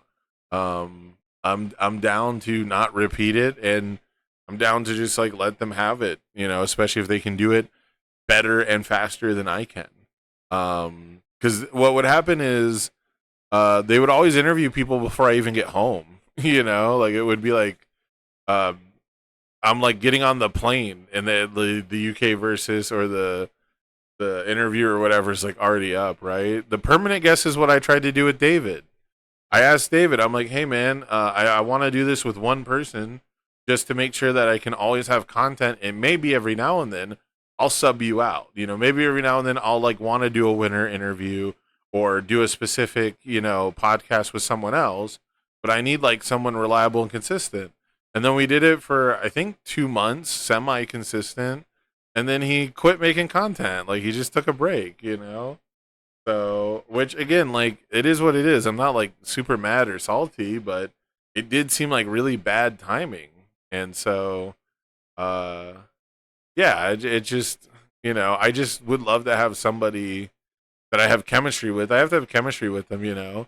But like Tam has Barrett, you know, Tam had Andrew for the Board State podcast, and then he's got like the Tam and Barrett Super Show thing, and like, you know, Tam is also just like super busy, so like fitting schedules together and stuff like that. Like I couldn't ask him to do that, so I don't know. There might be a world. There's probably a world where like Orange Card Blue Card was me and Tam at some point, and I just missed out on like the timing of being like, hey man, you want to have consistent content?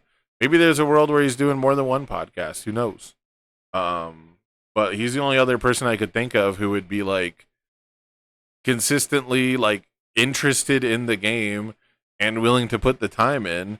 But I think all of our time now is going to be focused on doing stuff for Worlds. Tam already told me at Buffalo, he said, hey, I'm going to do production at Worlds, and I'm going to bother all of the casters to like come up with ideas and like plan shit and like be on top of it. And I'm really excited for that because I did all that energy years ago. That's just the truth. I did all that shit for the first 2 years. 2022, 2023, I was like, hey, let us do this. We should be doing that. Why don't we do this? Hey, let's do this the day before. Let's blah, blah, blah, blah, blah. And, you know, you just have different attitudes. People have different levels of commitment. They have different objectives. They have different goals. They have different responsibilities. And it doesn't work out. So I'm hoping to see what Tam has in store for us. I'm really excited for that. But, you know, I would love to do a consistent podcast. I just need a consistent partner, and I don't even know if I can be that for the other person right now. But Orange Card Blue Card will probably come back just because it's too good of a name to give up. I might make Orange Card Blue Card just something that's not even necessarily universes based, right? Maybe I could even just do something. Well, I would say I could do something on my own, but that's literally what I'm talking about. Is like I don't want to do it by myself. So, but it's been fun streaming again. You know, getting to actually chat with people.